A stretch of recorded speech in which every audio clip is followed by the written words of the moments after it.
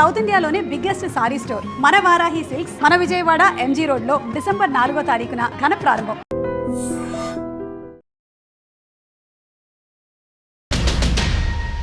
Hi, welcome to my show. ఇండస్ట్రీలో hit సినిమాలు ఉంటాయి, గొప్ప సినిమాలు ఉంటాయి. ఈరోజు మనతో ఉన్న గెస్ట్ ఆ గొప్ప సినిమాలు తీసిన దర్శకుడు. ఆయన తీసిన ప్రతి సినిమా సమాజం మీద ఓ మంచి ప్రభావాన్ని చూపించింది. శివరామరాజు, టైగర్ హరిశ్చంద్ర ప్రసాద్, సింహరాశి, ఎవడైతే నాకేంటి, ఇలా ప్రతి సినిమా ఏ సినిమా తీసుకున్నా దాంట్లో ఒక మంచి అర్థం ఉంటుంది. ఆయన ఎవరో గారు, సీనియర్ దర్శకులు వి సముద్ర గారు. ఆయన మనతో ఉన్నారు. ఆయన అడిగి ఆయన సినీ విశేషాల గురించి తెలుసుకుందాం. హాయ్ సార్, నమస్తే. నమస్తే సార్. అండ్ మీలాంటి ఒక పెద్ద దర్శకుల ముందు కూర్చొని ఇలా ఇంటర్వ్యూ చేయడం నిజంగా నేను ఒక గౌరవంగా ఫీల్ అవుతున్నాను. ఎందుకంటే మా మీద మేము చిన్నపిల్లలుగా ఉన్నప్పుడు కానీ లేదంటే సమాజం మీద కానీ మీ సినిమాలు చూపించిన ప్రభావం అటువంటిది. ఒక సింహరాశి తీసుకుంటే ఒక అమ్మ సెంటిమెంట్, ఒక శివరామరాజు తీసుకుంటే అన్నా చెల్లెలు సెంటిమెంట్, ఒక టైగర్ హరిశ్చంద్ర ప్రసాద్ తీసుకుంటే ఒక రైతు సమస్యల మీద. అలా ప్రతి సినిమా ఏ సినిమా తీసుకున్నా కానీ సమాజానికి ఒక సందేశం ఉంటుంది. అండ్ అలాగే దాంట్లో ఒక మాస్ యాంగిల్ కూడా ఉంటుంది. సో అందుకని నేను ఇందాక మిమ్మల్ని పరిచయం చేసేటప్పుడు హిట్ సినిమాలు వేరు, గొప్ప సినిమాలు వేరు. మీరు అలాంటి గొప్ప సినిమాలు తీశారు. ఇంటర్వ్యూకి ఒప్పుకున్నందుకు నిజంగా చాలా థ్యాంక్ యూ సార్. అయ్యో, థ్యాంక్ యూ సార్. సార్, ఏ సంవత్సరంలో ఇండస్ట్రీకి వెళ్ళారు మీరు? 88 ఎండింగ్. 88 ఎండింగ్ అనమాట. వెళ్ళాను. అప్పుడు ఒక 3 months మాత్రం కొంచెం స్ట్రగుల్ అయ్యాం. నేను, నా బెస్ట్ ఫ్రెండ్ ఉన్నాడు ఏడుకొండలని, ఇద్దరం వెళ్ళాం అనమాట. అక్కడ అట్లాగా వాళ్ళ బాబాయ్ గారు ప్రొడక్షన్లో ఉండేవాళ్ళు.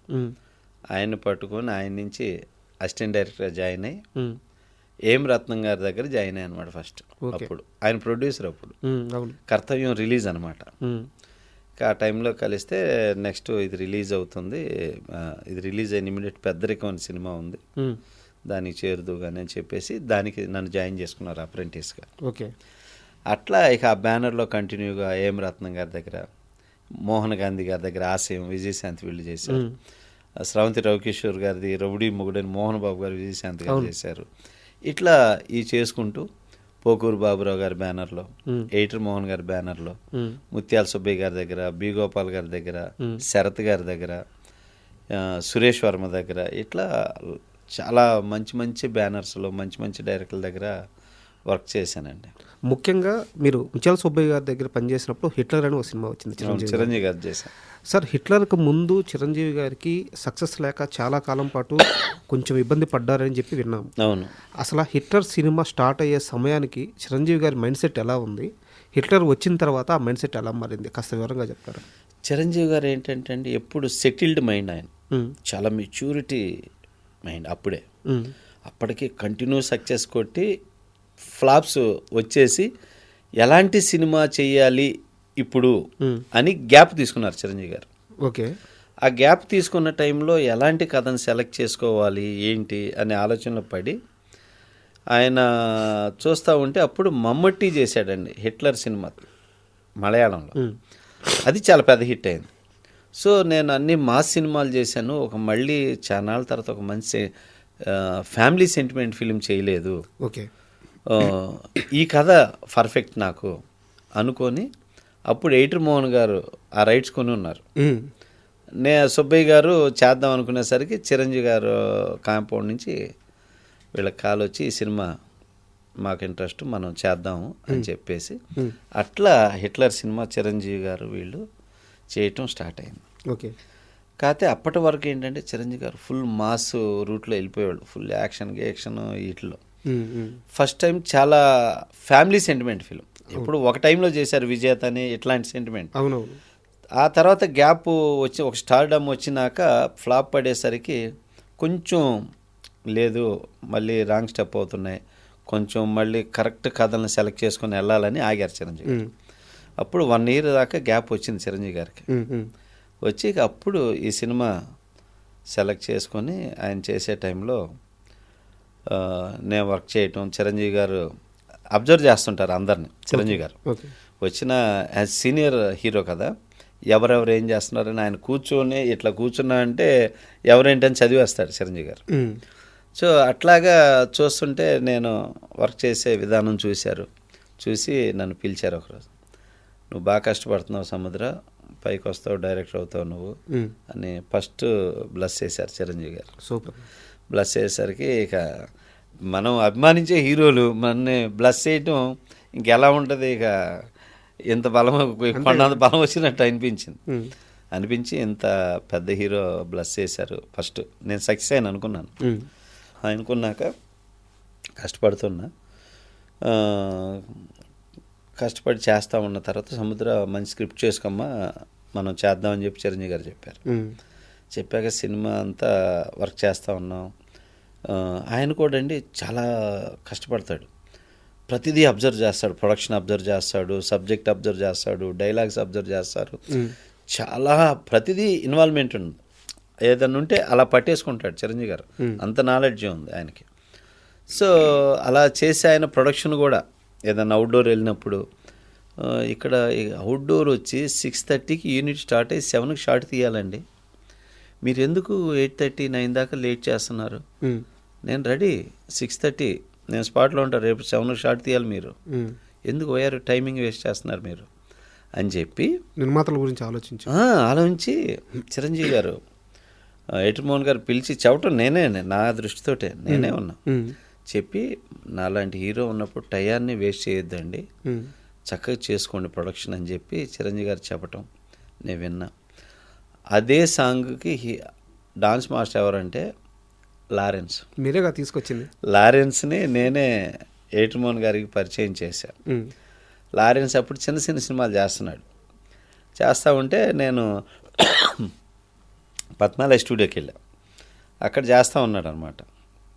అప్పుడు ఇట్లా చిరంజీవి గారు ఎవరైనా కొత్త వాళ్ళని ఇంట్రడ్యూస్ చేద్దామండి, టాలెంట్ వాళ్ళని అనుకుంటున్నారు. ఆ మాట నేను లారెన్స్కి చెప్పాను, బ్రదర్ చెప్పు నేను వస్తాను కలుస్తానంటే, సరే సారథి స్టూడియోలో అనమాట అప్పుడు సెట్ వేసాం, రండి పరిచయం చేసి చెప్తాను అంటే మాస్టర్ వచ్చాడు. వచ్చి నేను ఎటుమోహన్ గారికి పరిచయం చేసి ఇలా చేశాక మోహన్ గారు చిరంజీవి గారు తీసుకెళ్ళి పరిచయం చేస్తే, సరే అమ్మా ఇది సాంగు, నువ్వు ఏదైనా ఒక సిగ్నేచర్ మూమెంట్ చేసుకొచ్చి చూపిస్తే నేను కన్ఫర్మ్ చేస్తాను అని చెప్పారు. అట్లా వెళ్ళి ఆ సినిమాలో అబీబీలో సాంగ్ ఇలా అంటుంటాడు చూడండి చిరంజీవి గారు, ఫస్ట్ లారెన్స్ ఆ మూమెంట్ చేసుకొచ్చి చూపించాడు. సింగిల్ సిట్టింగ్లో ఓకే చేశారు. లారెన్స్ అనే వ్యక్తి అంతకు ముందు దాకా చిరంజీవికి పరిచయం లేదు, కొత్త వ్యక్తి, చిన్న సినిమాలు తీస్తున్నారు, పరిచయం లేదు. ఈయన అప్పటికే మెగాస్టార్. అవును, చిరంజీవి ఎలా హ్యాండిల్ చేస్తారు ఆ డౌట్ కానీ, ఇతనికి ఎందుకు ఇవ్వాలన్న ఆలోచన కానీ ఏం లేదా? లేదు. ఎందుకంటే డాన్స్ మాస్టర్ చేసేటప్పుడు కంపోజింగ్ వాళ్ళు మూమెంట్లు చేస్తే ఆటోమేటిక్గా కెమెరామ్యాన్ ఫ్రేమ్ పెట్టేస్తాడండి. కెమెరామ్యాన్ గారు ఫ్రేమ్ పెట్టి ఇలాగ పెట్టా ఇలా కంపోజ్ చేసుకోమా అని చెప్పేస్తారు. అలాగా లారెన్స్ని కన్ఫర్మ్ చేసి ఫిక్స్ చేశాక ఇక అక్కడి నుంచి లారెన్స్ తిరిగి చూడాలి. అవును, ఎప్పుడన్నా కనపడ్డప్పుడు అంటాడే నన్ను చిరంజీవి గారి పరిచయం చేసి సముద్రనేరా అంటాడు అనమాట. ఇప్పుడు కూడా అంటాడు బాబు. అండ్ మూవీ రిలీజ్ అయినాక సార్, ఇట్లా రిలీజ్ అయిన తర్వాత అంటే మేము చాలా చిన్న వయసు థియేటర్కి వెళ్ళి సినిమా చూస్తుంటే ఆ పాటలో చిన్న రాయి ఉంటుంది, ఆ పరిగెత్తుకుంటా వాళ్ళ చెల్లెలు ఏడొస్తుందని చెప్పి పరిగెత్తుకుంటా సార్ కాలుకి దెబ్బ ఆ కాలుకి దెబ్బ తగలంగానే థియేటర్లో అందరూ లేడీస్ అందరూ తెగ ఏడ్చేస్తున్నారు. సెంటిమెంట్ సాంగ్ అది, చాలా మంది ఏడ్చారండి ఆ పాటకి. కష్టాలకే కన్నీళ్ళు వస్తాయి. ఎలా ఉండింది రిసీవ్నెస్ అప్పట్లో సినిమా రిలీజ్? అయ్యో సినిమా సూపర్ హిట్ అండి. చిరంజీవి గారికి చాలా మంచి హిట్ అయింది. సెంటిమెంట్గా చాలా మంచి రెస్పాన్స్ అన్నమాట. అంటే ఇట్లాంటి సిస్టర్స్కి ఇలాంటి ఒక అన్నయ్య కావాలి అని అంత మంచి మార్క్ తెచ్చింది ఆ సినిమా. ఇంకా మళ్ళీ అక్కడి నుంచి చిరంజీవి గారు మళ్ళీ వెనకలేదు. ఆ తర్వాత మాస్టర్ అని, అన్నయ్య అని ఇక వరుస మళ్ళీ కొట్టుకుంటా వచ్చేసారు ఆయనకి. మళ్ళీ అట్లా ట్రాక్ అయిపోయింది. సార్ మళ్ళీ మనం బి గోపాల్ గారి దగ్గరికి వద్దాము. నరసింహానాయుడు సినిమాకి మీరు ఏం సార్ దానికి కో డైరెక్టర్, అసోసియేట్ డైరెక్టర్. అంటే ఆ రోజుల్లో అంటే ఇప్పుడు మనం పాన్ ఇండియా సినిమాల్లో చూస్తున్నాము పెద్ద పెద్ద షాట్లు కానీ, లేకుంటే హెలికాప్టర్లో పెట్టడం కానీ, చేజింగ్లు కానీ ఇప్పుడు చూస్తున్నాము. ఆ రోజుల్లో ఒక ట్రైను పోతుంటే దాన్ని సుమోలు చేజ్ చేయడం, అసలు ఆ ఎపిసోడ్ మళ్ళీ హెలికాప్టర్లో నుంచి షూట్ జరగడం, ఇవన్నీ కూడా అప్పట్లో చాలా పెద్ద పెద్ద విషయాలు అనమాట. అవునండి. బి గోపాల్ గారు చాలా మంచి డైరెక్టర్, చాలా మంచి వ్యక్తి. ఆయన్ని నా గురువు అని చెప్పుకోవటానికి గర్వపడతాను. ఎందుకంటే ఎప్పుడు ఎమోషన్ అవరండి, కూల్గా ఉంటారు, కూల్గా చెప్తారు, తిట్టరు.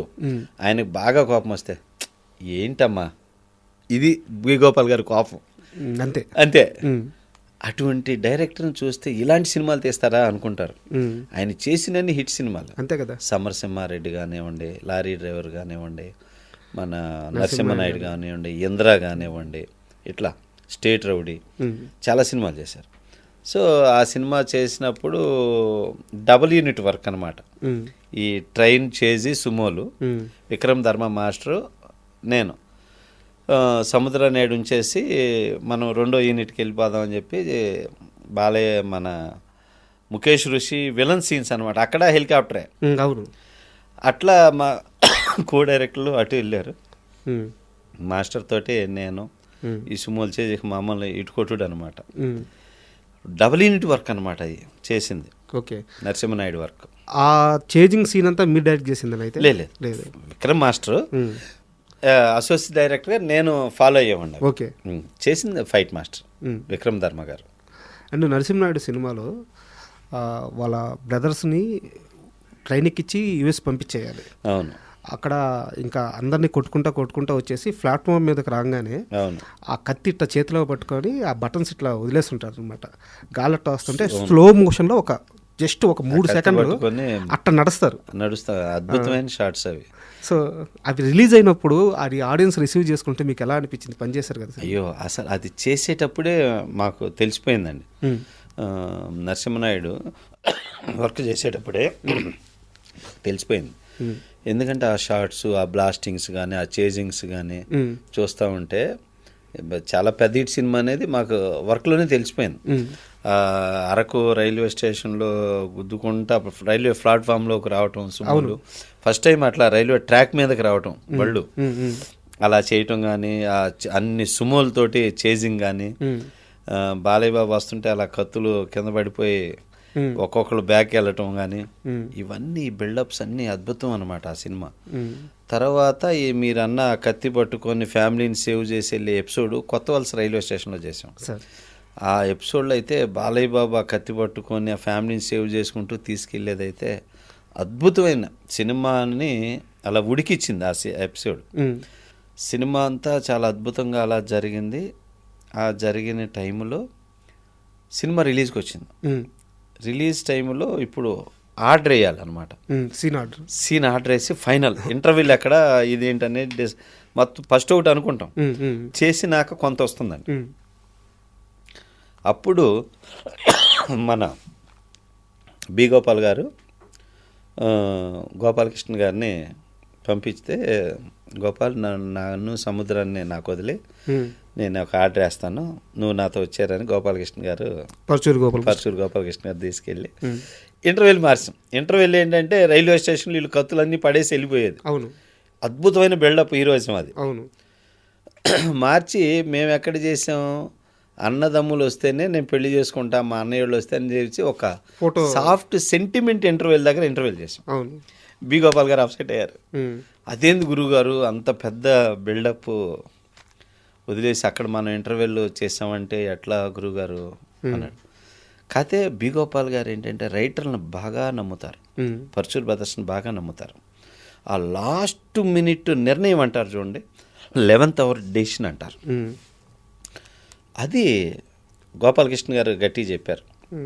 గోపాల్ మమ్మల్ని నమ్ముతావు కదా ఈ విషయం నన్నమంటే, ఓకే చిన్నబ్బాయి అని చెప్పి గురువుగారు గోపాలకృష్ణ గారికి చెప్పి అలాగే ఫిక్స్ అవుదామని చెప్పి చూస్తే, అప్పుడు గోపాల్ గారికి ఏం చెప్పారంటే, ఒక అద్భుతమైన కథ సెకండ్ హాఫ్లో ఉంది. ఈ ఇంటర్వెల్ ఎపిసోడ్ బిల్డప్ కోసం తెస్తే కథ అంతా సెకండ్ హాఫ్ అవుతుంది. ఫస్ట్ హాఫ్ పర్వాలేదు అంటారు, సెకండ్ హాఫ్ చాలా బాగుంది అంటారు, ఫస్ట్ హాఫ్ కూడా సూపర్గా ఉంది అనేది మనం ఎందుకు వదలాలి అని సెకండ్ హాఫ్లో ఉన్న కథను కూడా కొంత ముందుకు తెచ్చేశారు ఆయన. ఓకే. తెచ్చేసరికి ఫస్ట్ హాఫ్ చూడంగానే ఇక బీభత్సం అనమాట. అబ్బా ఏముంది సినిమా అని చెప్పేసి సెకండ్ హాఫ్ చూసి ఇక రికార్డ్ బద్దలు. అట్లా ఆ సినిమా అసలు సెకండ్ హాఫ్ లో స్పేస్ ఉండదు, ఊపిరి పీల్చుకునే స్పేస్ కూడా ఉండదు. ఒక సీక్వెన్స్ తర్వాత ఒక సీక్వెన్స్, అద్భుతమైన సీక్వెన్స్ ఎపిసోడ్లు, బ్రహ్మాండమైన ఎపిసోడ్లు అన్నీ. సార్, ఇన్ని పెద్ద సినిమాలకి పనిచేశారు, మీకు సొంతగా డైరెక్షన్ ఛాన్స్ ఎలా వచ్చింది? సింహరాశి ఎలా మొదలైంది? నేను ఫస్ట్ జనరల్గా కూడా అమ్మని బాగా ప్రేమిస్తానండి. అయితే ఫస్ట్ సినిమా హిట్ కొట్టాలంటే అమ్మ మీద తీయాలి, ఎవరు కామెంట్ చేయరు. సో అమ్మ అంటే ప్రతి ఒక్కరికి రెస్పెక్టే. సో అలాంటి సినిమా చేయాలని ఫిక్స్ అయ్యి నేను మదర్ సెంటిమెంట్ స్క్రిప్ట్ రాసుకున్నాను. రాసి అది ఆర్బి చౌదరి గారికి చెప్పాక ఆయన దగ్గర చాలామంది, రాజశేఖర్కి చెప్పించాడు, నాగార్జునకి చెప్పించాడు, వెంకటేష్కి చెప్పించాడు, విజయకాంత్కి చెప్పించాడు, తమిళ విజయ్కి చెప్పించాడు, ఇంతమందికి చెప్పించారు ఆ కథ. కానీ వీళ్ళెవరు డేర్ చేయలేకపోయారు ఆ కథను చేయడానికి, అంత యాక్షన్ ఉంటుంది అది. సో ఏందబ్బా ఇంత మంచి కథ వీళ్ళు ఎవరేంటి యాక్సెప్ట్ చేయట్లేదు అనేది చౌదరి గారు అనుకుంటూ, సరే ఈలోపు మాయి అని ఒక సినిమా వచ్చింది, తమిళ్లో జస్ట్ యావరేజ్ ఫిల్మ్ అది, బట్ అది చూడు సముద్ర అంటే చూసి నచ్చిందండి నేను చేస్తాను అన్న అని. అప్పుడు నరసింహనాయుడు జరుగుతుండే బాలయ్య బాబుని అడిగా, ఓకే బాబు ఇట్లా ఇది చేయండి బాబు, నీకు నేను చెప్తాను సముద్ర, అది వేరే వాళ్ళతో చేసేయలే, నేనే చెప్తాను సినిమా అని బాలయ్య బాబు నాకు చెన్నకేశవరెడ్డి చెప్పారు, ఆఫర్ చేశారు. అప్పుడు ఏంటంటే నేను సింహరాశి చేద్దామని చెప్పేసి చౌదరి గారు మేము అనుకున్నాగానే అప్పుడు రాజశేఖర్కి ఆర్బి చౌదరి గారు చెప్పారు ఇట్లా సింహరాశి సినిమా, ఆ సినిమా పేరు మాయి అనమాట తమిళ్లో. శరత్ కుమార్ చేశాడు. సో డైరెక్ట్గా ఇద్దరు డైరెక్టర్ని ఇస్తాను, ఇద్దరు ఎవరో ఒకరిని సెలెక్ట్ చేసుకో. అప్పుడే నిన్నే ప్రేమిస్తాను రిలీజ్ అయ్యి షిండే ఉన్నాడు డైరెక్టర్. షిండే అని ఫస్ట్ ప్రజెంట్ హిట్ ఇచ్చున్నాడు, సముద్ర అని అప్కమింగ్ నీకు కూడా కథ చెప్పాడు ఒకసారి అని చెప్పగానే లేదు సముద్రాకే ఇద్దాం, సముద్రాల్లో ఆ షార్ప్నెస్ నాకు నచ్చింది, సముద్రాకే ఇద్దాం అని రాజశేఖర్ అన్నాడు. ఆ మాట రాజశేఖర్ గారు చెప్పడం వల్ల నాకు ఈ సినిమా ఫస్ట్ ఛాన్స్ ఒకటి. రాజశేఖర్ గారు అంటే అప్పుడు ఇప్పుడు నాకు ఈ కృతజ్ఞతా భావం. తను చాలా పెద్ద డైరెక్టర్లు కూడా చాలామందిని అతనితో ఫస్ట్ డైరెక్షన్ చేయాలని వెళ్ళినవాళ్ళు. రాజశేఖర్ తోటి చెప్పాడు నాకు, కృష్ణవంశీ కానీ, సీను వైట్లో కానీ, మళ్ళీ తేజ కానీ, ఇట్లాంటి వాళ్ళు అందరూ. సో తను చెప్పాడు ఇట్లా అని చెప్పేసి అట్లాగా నేను సింహరాశి చేయటం. కాకపోతే రాజశేఖర్ డౌట్, ఈ సినిమా ఎంతవరకు ఆడిద్దు, ఈ సినిమా చూస్తే హీరో ఏమో ఒకే డ్రెస్ వేసుకొని ఉన్నాడు, కింద కూర్చుంటాడు, ఇవన్నీ హీరోయిన్ పట్టుకోడు. మా అన్నయ్య పెద్ద హిట్ అనమాట అప్పుడు. ఆ సినిమా అంత పెద్ద హిట్ సినిమా ఇక్కడ చేస్తే యావరేజ్ అయింది, ఇదేమో యావరేజ్ సినిమా, ఇదేంది నా కర్మ, అందరికేమో సూపర్ హిట్లు ఇచ్చాడు చౌదరి గారు అని ఈ రాజశేఖర్ గోల.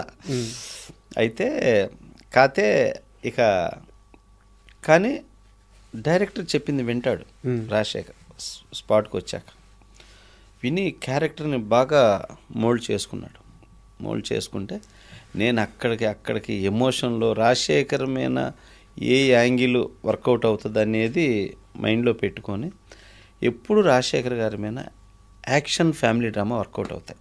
అతని హిట్ సినిమాలు అన్నీ తీసుకోండి, ఒక అంకుశం కానీ, ఒక ఆగ్రహం కానీ, ఒక మన ఆయన చేసిన మగాడు కానీ, నేను చేసిన సింహరాశి కానీ, ఎవడైతే నాకేంటి కానీ, ఇవన్నీ కూడా emotion drama, emotional family drama. ఇక ఏ యాంగిల్కి అయినా కొట్టేస్తాయి. సేమ్ బాలయ్య కూడా అంతే, బాలకృష్ణ గారి ట్రాక్ కూడా అంతే.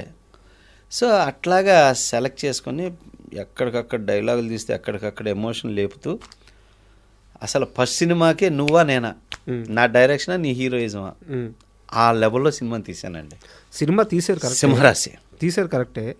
సినిమా తీస్తున్నంతసేపు మీకు తప్పించి కనీసం మీ టీంలో ఉన్న అసిస్టెంట్, అసోసియేట్, కో డైరెక్టర్లకి ఎవ్వరికి కూడా ఈ సినిమా ఆడద్ది అని నమ్మకం లేదంట. మీకే మొహం మీదే చెప్పేశారట ఈ సినిమా ఆడదు. నిజమేనా? నిజమే. నేను అడిగాను నా సినిమా వర్క్ చేసేవాళ్ళని, దగ్గర ఒక 100 మందిని అడిగానండి. అరే ఇది సినిమా ఏంటి చేయొచ్చా? వామ్మో ఇదేం సినిమా అన్న, ఆడు నేల మీద కూర్చుంటాడు, ఆర్టిఫిషియల్గా లేదా? ఆడు ఒకే డ్రెస్ వేసుకుంటాడు ఎవడన్నా, ఆర్టిఫిషియల్గా లేదా? తల్లికి కుష్ఠరోగాన్ని ఎవడన్నా చూస్తాడన్న సినిమాలో? కుష్ఠరోగం తల్లి పట్టుకోకపోతే అమ్మాయిని పట్టుకోడా? తల్లికి పెళ్ళడానికి తేడా లేదా? ఏందన్న ఈ సినిమా, సినిమా ఇది ఆడదు అని ఇలా మొఖాన్ని చెప్పేవాళ్ళు. కానీ ఎవరు అన్నా కూడా నేను ఏమీ పట్టించుకోలే. నాకు ఇది ఒక స్టోన్ దొరికింది, ఈ స్టోన్ నేను వజ్రం చేయాలి, ఎక్కడికెక్కడ చెక్కాలి దీన్ని, అదే పెట్టుకున్నా. చాలా వరకు మార్చేశారు. చాలా ప్రతి సీన్లో బెటర్మెంట్ చేసుకొచ్చానండి. అట్లా చేసుకొచ్చి ఫస్ట్ టైం అబ్బా ఏమి కథ తీసుకొచ్చావయ్యా అన్న ఏకైక వ్యక్తి సిరివెన్నెల సీతారామ శాస్త్రి. ఆ పాట రాసేటప్పుడు అమ్మ అమ్మ అని నన్ను పిలవకరనే సాంగ్ ఉంది కదా, అది చేస్తూ ఏమి సిచ్యుయేషన్ అయ్యా సముద్ర, ఇంత మంచి కథ తెచ్చావయ్యా అని ఫస్ట్ టైం ఆయన నోటి నుంచి అన్నాడండి. అన్నాడు. ఇక తీసినంతసేపు సరే మా వాళ్ళు ఉన్నారు, మా డైరెక్షన్ డిపార్ట్మెంట్ ఇలా అన్నారు. సినిమా అంతా అయిపోయింది. అయిపోయినాక అడిగా, ఇప్పుడన్నా చెప్పండి రండి, మీ సుడి బాగుంటే ఆడాలి, లేకపోతే ఇది ఆడదండి అప్పుడు కూడా అన్నారు. అనేసరికి సరే ఓకేరా అనుకున్నా. నా కాన్ఫిడెంట్ మాత్రం తగ్గల. నాకు నేను వన్స్ డెసిషన్ ఫిక్స్ అయితే అది ఇక ఎవరు చెప్పినా విన్నాం. డైరెక్టర్ అనేవాడికి డెసిషన్ అనేది వెరీ వెరీ ఇంపార్టెంట్. అంత స్ట్రాంగ్గా ఉండాలి. ఒక కథని నిర్ణయం తీసుకునేటప్పుడు ఎవరి మీద డిపెండ్ అవ్వకూడదు. ఒక సీన్ చేసేటప్పుడు ఎవరి మీద డిపెండ్ అవ్వకూడదు. ఒక డైలాగ్ని తీసుకునేటప్పుడు ఎవరి మీద డిపెండ్ అవ్వకూడదు. ఇటు మంచి వినాలి, ఇటు చెడు వినాలి. హంసలాగా ఏది మంచి అనేది మాత్రం మనం తీసుకోవాలి. సో అలా ఉంటాను అనమాట నేను. వన్సే అడిగి చేసిన తర్వాత నో చేంజ్ అనమాట. ఇంకెవరు చెప్పిన విన్నాం. అట్లాగా సినిమా చూశాక ఆర్బి చౌదరి గారు అప్రిషియేట్ చేశాడు. ఏం తీసావు సముద్ర, బ్యూటిఫుల్, బ్రహ్మాండంగా ఉంది సినిమా అని చెప్పారు. రాజశేఖర్ గారి రియాక్షన్ ఏంటి? రాజశేఖర్ గారికి అప్పటికి నమ్మకం లేదు. హిట్ అయినాక హ్యాపీ, హిట్ అయినాక హ్యాపీ. బట్ ఇప్పుడు కూడా అతను గర్వంగా చెప్పుకోలేడు. ఏంటో కానీ నాకు ఆ సినిమా గురించి ఏదో అంకుశం అని చెప్తాడు. ఆ అంకుశం మర్చిపోయారు జనం. అంకుశం గొప్ప సినిమా కానీ చాలా అయిపోయింది. దాని తర్వాత మైల్ స్టోన్ సినిమా ఏదంటే రాజశేఖర్కి ఓన్లీ సింహరాశి. ఇప్పటికీ చాలా మందికి అదే. ఇప్పుడు జనరల్గా రాజశేఖర్ సినిమాల్లో అంకుశం, సింహరాశి, ఇంకో సినిమా వేస్తారు. వీటిల్లో 50% ఆడియన్స్ మార్కులు సింహరాశి. అంటే అది చాలా మా ఏజ్లో మనకి టాప్ అంకుశం. ఆ తర్వాత మైల్ స్టోన్ సినిమా ఏంటంటే సింహరాశి. అంత గొప్ప సినిమా అతని లైఫ్లో కాదు, ఇంకో జన్మ ఎత్తినా కూడా తీయలేడు. అంత గొప్ప సినిమా సింహరాశి. అంటే ప్రతి యాక్టర్కి ఒక సినిమా ఉంటుందండి మైల్ స్టోన్ సినిమా చెప్పుకునేవి. నా లైఫ్లో కూడా one of the best movie సింహరాశి. అంత గొప్ప సినిమా అండి. దానిలో గొప్ప ఫిలాసఫీ ఉంది. ఒక తల్లి, ఆ సినిమా చూస్తే ప్రతివాడు తల్లిని ప్రేమించి తీరాలి, అంత ఇన్వాల్వ్మెంట్ ఉంటుంది. ఒక లైఫ్లో ఒక మనిషి నమ్ముకోవాల్సింది ఇది అని బతికి ఒక ఫిలాసఫికల్ క్యారెక్టరైజేషన్ అద్భుతం. దాంట్లో ఒక సేవ అనేది ఎలా అనేది ఉంది. ఇన్ని యాంగిల్స్ ఉన్నాయి ఆ సినిమా. అట్లా చేస్తే నాకు ఎక్కువ పబ్లిక్ నుంచి వచ్చిన అప్రియేషన్ ఏంటో తెలుసా అండి? అబ్బా ఏమి డైరెక్షన్ సార్ మీది, దండం సార్ మీకు, అద్భుతంగా చేశారండి. ఏందండి ఆ అమ్మాయి ఒక వేసి వచ్చి ఇడిమే పడుతుంటే నీలో మా అమ్మ కనపడుతుందమ్మా, బట్టలు తీసుకెళ్ళమ్మని పెట్టాను, ఏం డైరెక్షన్ సార్ మీది అని చెప్పి ఆడియన్స్ చెబుతూ ఉంటే మైండ్ బ్లోయింగ్ అనమాట. అలాగే మళ్ళీ హీరో సినిమా అంతా కూడా అమ్మాయిని ఒక్క చోట కూడా అట్లా టచ్ చేయడండి. రాజశేఖర్ గోళ, నా ఫ్యాన్స్ గోల్ చేస్తారు, నేను పట్టుకుంటానని, మీకు దండం పెడతాను స్వామి, ఇన్ని సినిమాలు పట్టుకున్నా ఈ ఒక సినిమాలో వదిలి అంటే ఏది జీవిత సముద్ర ఇలా అంటాడు, హీరోయిన్ పట్టుకోతా, ఈ డ్రీమే కదా అంటాడు, డ్రీమ్లో కూడా పట్టుకోవద్దు నువ్వు అనేవాడిని. అట్లా చాలా హ్యాపీ చేశాడు రాజశేఖర్. అందరం చాలా చక్కగా చాలా హ్యాపీగా చేశాము. తనకు కూడా అండి నా నిర్ణయం, నా డెసిషన్ అంటే బాగా నమ్ముతాడు రాజశేఖర్. సముద్రాకి నచ్చిందా, ఫస్ట్ నాకు అది కావాలి, మీ ఎవరి డెసిషన్ కాదు, సముద్రాకి నచ్చిందా లేదా, నచ్చిందా ఓకే అంటాడు అంతే. ఇప్పుడు కూడా ఆ నమ్మకం అలాగే ఉంటుంది. సో అట్లాగా అది చేయటం, దాని నుంచి అలాంటి ఒక మంచి ఇది రావటం. ఇప్పటికి కూడా అండి ఎవ్రీ మంత్ వస్తుంది సినిమా. 26, ఇప్పుడు 25 సంవత్సరాలు. ఈ 25 సంవత్సరాల నుంచి ఎవ్రీ మంత్ వస్తే ఎవరో ఒకళ్ళు ఫోన్ చేస్తానే ఉంటారు, అయ్యా సింహరాశి వస్తుంది. ఇంపాక్ట్ అటువంటిదండి. ఇన్ని సంవత్సరాలు లీడ్ అయ్యే సినిమా చాలా తక్కువ. అది కానీ శివరామరాజు, ఇవన్నీ వస్తే కంపల్సరీ ఫోన్లు వస్తాయి నాకు. ఒక్కసారి వచ్చి పోమ్మ మెరుపు తీగ అని చెప్పి ఒక చిన్న కామెడీ ట్రాక్ ఉంటుంది అనమాట. అవును. అంటే అప్పట్లో ఎంత వైరల్ అయిందంటే ఇప్పటికి కూడా మీమ్స్ వస్తూ ఉంటుంది. సో అసలు ఆ ట్రాక్ ఎలా పుట్టింది, ఎవరు రాశారు, ఎలా షూట్ చేశారు? ఆ ట్రాక్ తమిళోళ్ళే రాశారు సార్. ఓకే. తమిళ్లోనే వచ్చింది. తమిళ్లో కూడా మంచి పాపులర్ అయింది. కానీ అక్కడికంటే ఇక్కడ బీభత్సమైన సక్సెస్ అయింది అది. అవునవును.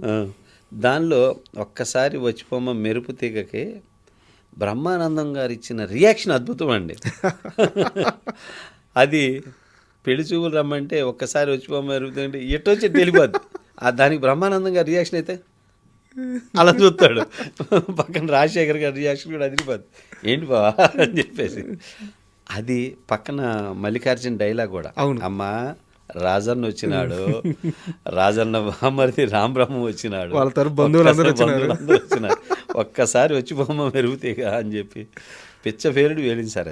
అది షూట్ చేసేటప్పుడు అర్థమైందా? అయ్యో అసలు షూట్ చేసేప్పుడే అసలు ఆర్బీ చౌదరి గారు వీళ్ళైతే తెగ నవ్వుకున్నారు. అసలు థియేటర్ ఆ సినిమాకి రిపీట్ కలెక్షన్కి అది కూడా ఒక కారణం సార్. ఆ సినిమాకి ఆ కామెడీ కూడా పెద్ద ప్లస్ అయింది. ఆ సినిమాకి ఒక సినిమా కామెడీలు కూడా చాలా ప్లస్ అవుతాయి.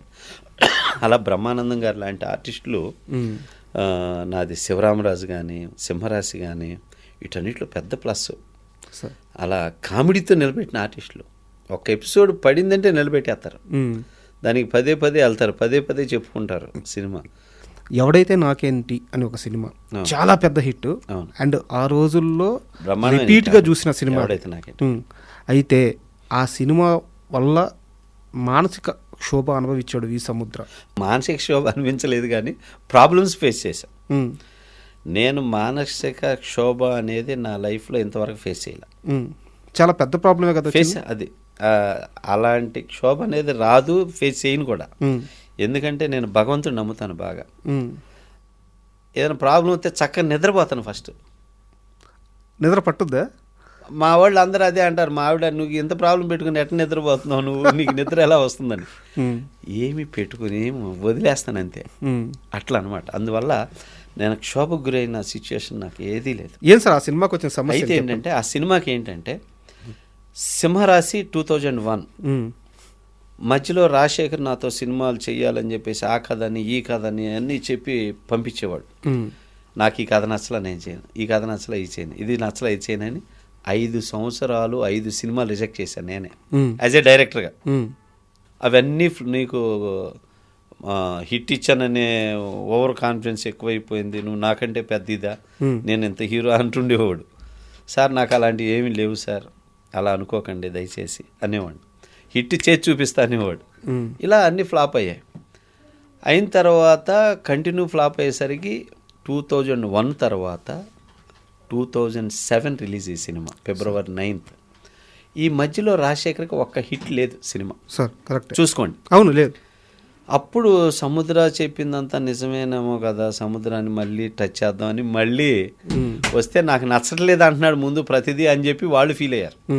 అప్పుడు పరుచూరు గోపాలకృష్ణ గారి ద్వారాగా టచ్లోకి వెళ్ళి, ఏమండి ఈ సినిమా కొన్నా ఒకసారి సముద్రాన్ని మీరు అడగండి అంటే, పరుచూరు గోపాలకృష్ణ గారు నాకు ఫోన్ చేసి, ఎరా ఇట్లా రాజశేఖర్ గారు జీవితం చేశారు, 10 సినిమా నచ్చలేదు అంటున్నావంట. అవును గురూజీ నాకు నచ్చలే, అవన్నీ పోయినాయిగా, కళ్ళ ముందు కనపడుతున్నాయి కదా, అది నచ్చలా. నేను నిజంగా లేకపోతే రాజశేఖర్ మీద నా హీరో, నువ్వు నన్ను డైరెక్ట్ చేసిన హీరో ఆయన అంటే నాకు లైఫ్ బతికున్నంతవరకు నాకు రెస్పెక్ట్ ఉంటుంది రాజశేఖర్ మీద. సో నేను చేయకూడదని కాదు, సరైన కథ చేయాలని అని చెప్పా. సరే అట్టయితే ఈ సినిమా ఒకసారి చూడు, నచ్చితే ఇది అన్న చేద్దాం, ఒకసారి నువ్వు చూసి నాకు చెప్పాను. నేను చూసా, అది రీమేక్ మలయాళం. చూసి గురువుగారు ఈ సినిమా నచ్చింది, ఇది చేద్దాం కానీ 60% చేంజ్ చేయాలి, ఆ కండిషన్ అయితే నేను చేస్తా అన్న. చెప్పగానే రాజశేఖర్ ఎగిరి గంతేశాడు. ఫస్ట్ సముద్రం నచ్చిందన్నాడా, నచ్చిందన్నాడా, కరెక్షన్ చేద్దాం సార్, సముద్ర చెప్పా అంటే అన్నీ చేద్దాం, సముద్రం ఓకే అన్నాడా, అన్నీ ఓకే అని చెప్పేసి ఇంకా అప్పుడు కూర్చున్నాక రాజశేఖర్ గారు ఈ సినిమాకి అప్పుడు రీమేకులు తక్కువ, రీమేకులు చేసేవాళ్ళు ఈ ఇంటర్నెట్లు తక్కువ కదా, ఈ సినిమా చేస్తున్నాం మనం, దీనికి ఒక 4 సినిమాలు చెప్తా, ఆ సినిమా రైట్స్ కొని ఆ ఎపిసోడ్లన్నీ ఇందులో కలిపి చేస్తే ఈ సినిమా పెద్ద హిట్ అయ్యిద్ది అని ఆ సినిమా పేర్లు కూడా చెప్పేశా. ఆ ఎపిసోడ్లన్నీ తీసుకున్నాం, చేసి కొడుతుంటే సినిమా 70%కి వచ్చేసరికి ఇది ఒక బ్లాక్ బాస్టర్ లెవెల్ కనపడిపోతుంది, అర్థమైపోయింది. ఈలోపు రాజశేఖర్ గెటప్లు కూడా ఆఫ్టర్ సింహరాశి సినిమాలన్నీ రకరకాలుగా ఉంటాయి. ఆ విగ్గులు సెట్ అయ్యగో. మళ్ళీ ఎవడైతే నాకేంటికి సెట్ చేసిన దగ్గర నుంచే పడింది వాళ్ళకి మనసులో, అమ్మ ఇది మళ్ళీ నా లుక్ వచ్చేసిందని. అట్లా అది ఏమి తీసుకొచ్చాను అది అన్నీ స్క్రీన్ మీద ప్రజెంట్ అవుతూ వచ్చేసరికి వాళ్ళు ఈ సినిమా సక్సెస్, రేపు డైరెక్టర్ పట్టుకుపోతాడు, మనకేముండదు, ఈ పేరు డైరెక్టర్కి వెళ్ళకూడదు, ఇది డిస్టర్బ్ చేయాలని వాళ్ళు మాట్లాడుకొని కుట్రలు చేసుకొని నన్ను డిస్టర్బ్ చేశారు. సెట్లో ఇల్ట్రీట్ చేసేవాళ్ళు. అదే ఇల్ట్రీట్, నేను షార్ట్ పెడితే బాగలేదనే వాళ్ళు లేడు ఇంతవరకు పెద్ద పెద్ద కెమెరామ్యాన్లతో సహా. రాజశేఖర్ గారు కూడా ఏం షార్ట్ పెట్టావు సముద్ర అనేవాడు రాజశేఖర్. ఈ రైటర్లో కూడా కొంతమంది దొంగ రైటర్లు ఉన్నారు, ఎక్కేసే రైటర్లు. సో ఇటు వీళ్ళందరూ చేరి ఏం చేశారంటే ఇక వాళ్ళని ఎక్కేసరికి వాళ్ళకి దుర్బుద్ధి స్టార్ట్ అయ్యి ఇక నన్ను సెట్లో ఇదేం షాటు, ఇదేంటి, ఇట్లా మాట్లాడటం మొదలుపెట్టారు. నాకు అర్థమైపోయింది, మ్యాటర్ అర్థమైపోతుంది. సో ఇక ఫైనల్గా వాళ్ళు పెట్టే వీటి మాటలు వీటికి అర్థమైపోయి, మీకు దండం పెడతాను, సినిమా కావాలంటే మీరు చేసుకోండి, మీ డైరెక్షన్ చేసుకోండి, మీ పేరు వేసుకోండి, నాకు అవసరంలా, నాకు భగవంతుడు ఇచ్చాడు, నేను వెళ్ళిపోతున్నా, నేను రాను, నేను చెయ్యను అని చెప్పి ఫస్ట్ టైం నా జీవితంలో సెట్ నుంచి వెళ్ళిపోయిన సినిమా అదే. ఎవడైతే నాకేంటి అలా వెళ్ళిపోయినాక వీళ్ళు తర్జన భర్జనలు పడి అట్లా చేసుకుందాం, ఇట్లా చేద్దాం, ఇది ఇదని ఆలోచిస్తే ప్రసన్న కుమార్ గారు ఉన్నారు, ఆయన్ని పిలిస్తే ఆయన వీళ్ళని కాస్త బ్రెయిన్ వాష్ చేసి, పిచ్చి మొహాలారా, ఆ డైరెక్టర్ ఉండటం వల్లే మీ క్రేజ్ ఆ సినిమా, సింహరాశి హిట్టు, మధ్యలో మీకు హిట్లు లేవు, ఆ డైరెక్టర్ని తీసేసి చేసుకుంటే మీకేం వచ్చింది, అతన్నే పెట్టుకొని చేసుకోండి అని ప్రసన్న గారు వాళ్ళని బ్రెయిన్ వాష్ చేసి నాకు టచ్లోకి వచ్చారు ప్రసన్న గారు. అప్పుడే ప్రసన్న గారికి మా ఇద్దరు పరిచయం, అంతవరకు పరిచయం లేదు. ఇక అట్లా కలిసి ఇక మళ్ళీ పిలిచి వీళ్ళు అట్ట కాదు సముద్ర, ఇది జరిగిపోయింది అది ఇది అని చెప్పి మాట్లాడి మళ్ళీ వాళ్ళే పిలిచి ఇది చేస్తే ఇక అప్పుడు చేశా. టైటిల్ కార్డు ఎలా పడుతుంది చేశాక, అలా చేశాక లాస్ట్లో మళ్ళీ వాళ్ళ దుర్బుద్ధి చూపించారు. నేను లేకుండా నా పేరు కింద వాళ్ళ పేరు వేసి డైరెక్టర్ లాస్ట్ మినిట్లో నా పేరు కింద, నా పేరు పైన వేయలేదులే, నా పేరు కింద వేసారు. ఇక అట్లన్నా తృప్తి పడి సావనీలే అని చెప్పి వదిలేసి. రెమ్యునరేషన్ పూర్తిగా ఇచ్చారా, సగం ఇచ్చారా? సగమే. అది కూడా అడగలేదు? అది కూడా అడగల. ఇప్పుడు ఎలా ఉంది రిలేషన్ రాజశేఖర్ గారితో, జీవిత గారు? ఎదురు పడితే బాగానే మాట్లాడుకుంటాం, చేసుకుంటాం, అవన్నీ బాగానే మాట్లాడతాం. కాకపోతే ఒక బ్యాడ్ ఇన్సిడెంట్ జరిగిపోయింది. ఓకే, ఏంటంటే కొన్ని జరిగినప్పుడు జరిగిపోతాయి, తర్వాత తెలుసుకోవాలి, మిస్టేక్స్ రియలైజ్ అవ్వాలి, ఫర్దర్గా అలా చేయకూడదని. అప్పుడు పదే జరిగిందంటే ఈజ్ నాట్ రైట్. సో అది సింహరాశి అంత పెద్ద హిట్ అయిన తర్వాత మీరు శ్రీకాంత్ గారితో డార్లింగ్ అని ఒక సినిమా తీశారు. నిజం చెప్పండి, అంత పెద్ద హిట్ అయిన తర్వాత మీ ఫస్ట్ ఆప్షన్ రెండో సినిమాకి శ్రీకాంత్ కాదు కదా, వెంకటేష్ కోసం ట్రై చేశారని చెప్పి విన్నాము. నేను అప్పుడు చాలామంది హీరోలు ట్రై చేశానండి.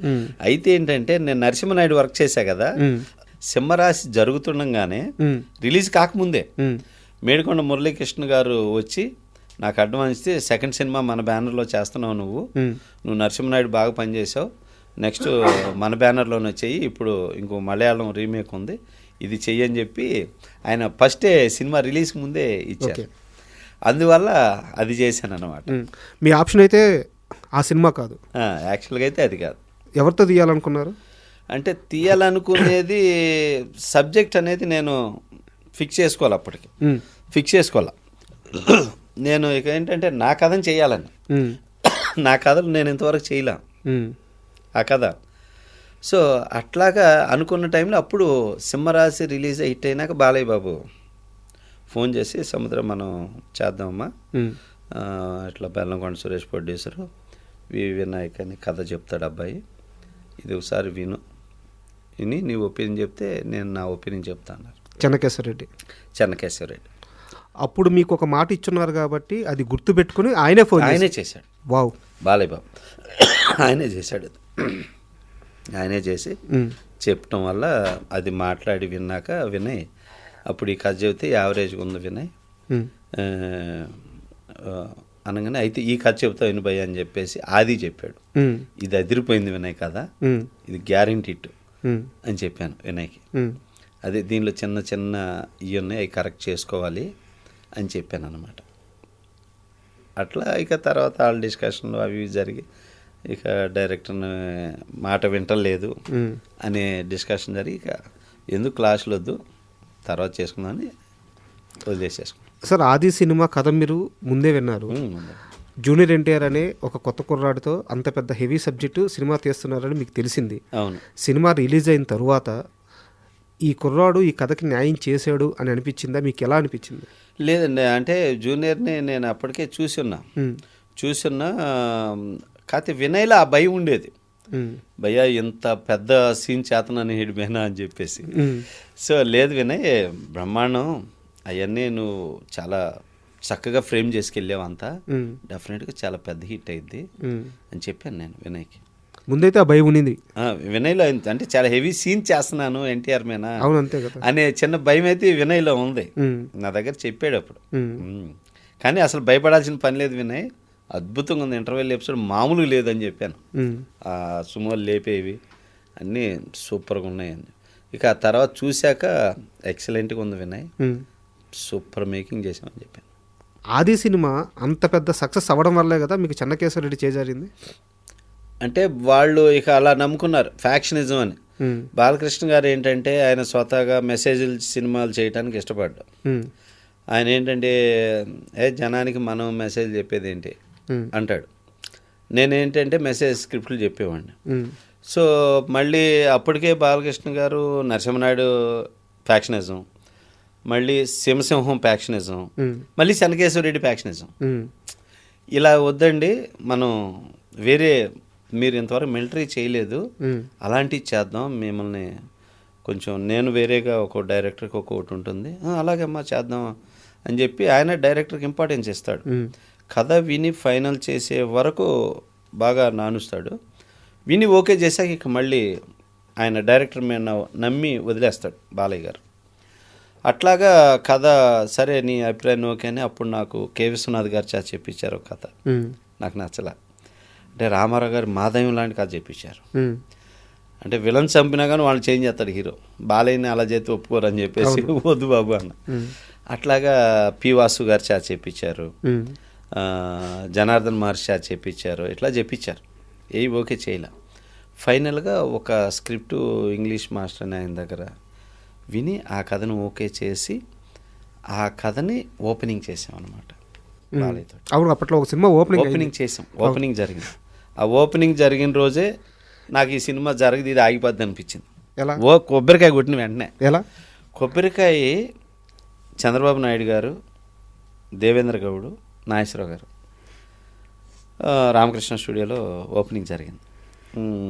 కొబ్బరికాయ కొట్టాను. కొట్టంగానే కుళ్ళిపోయింది కొబ్బరికాయ వాసన. అబ్బా ఏంటి అప్సెకను అనుకున్నా. సరే ఓకే, ఎనీహో గాడ్ డెసిషన్, అది మన నిర్ణయం కాదు, భగవంతుడి నిర్ణయం, తీసేయని చెప్పేసి అది జరిగిన తర్వాత ఇక ఇది జరిగిపోయింది. ఓకే లీవ్ ఇట్ అని చెప్పేసి నేను పట్టించుకోలేదు. ఇంకా అది అంత పెద్ద హిట్ అయ్యేలేక వినాయకే ఛాన్స్ ఇస్తున్నానని చెప్పి చెప్పారంట కదా, మీరే పక్కకు వచ్చి వినాయక్ చేసుకొని నేను చెప్పాను.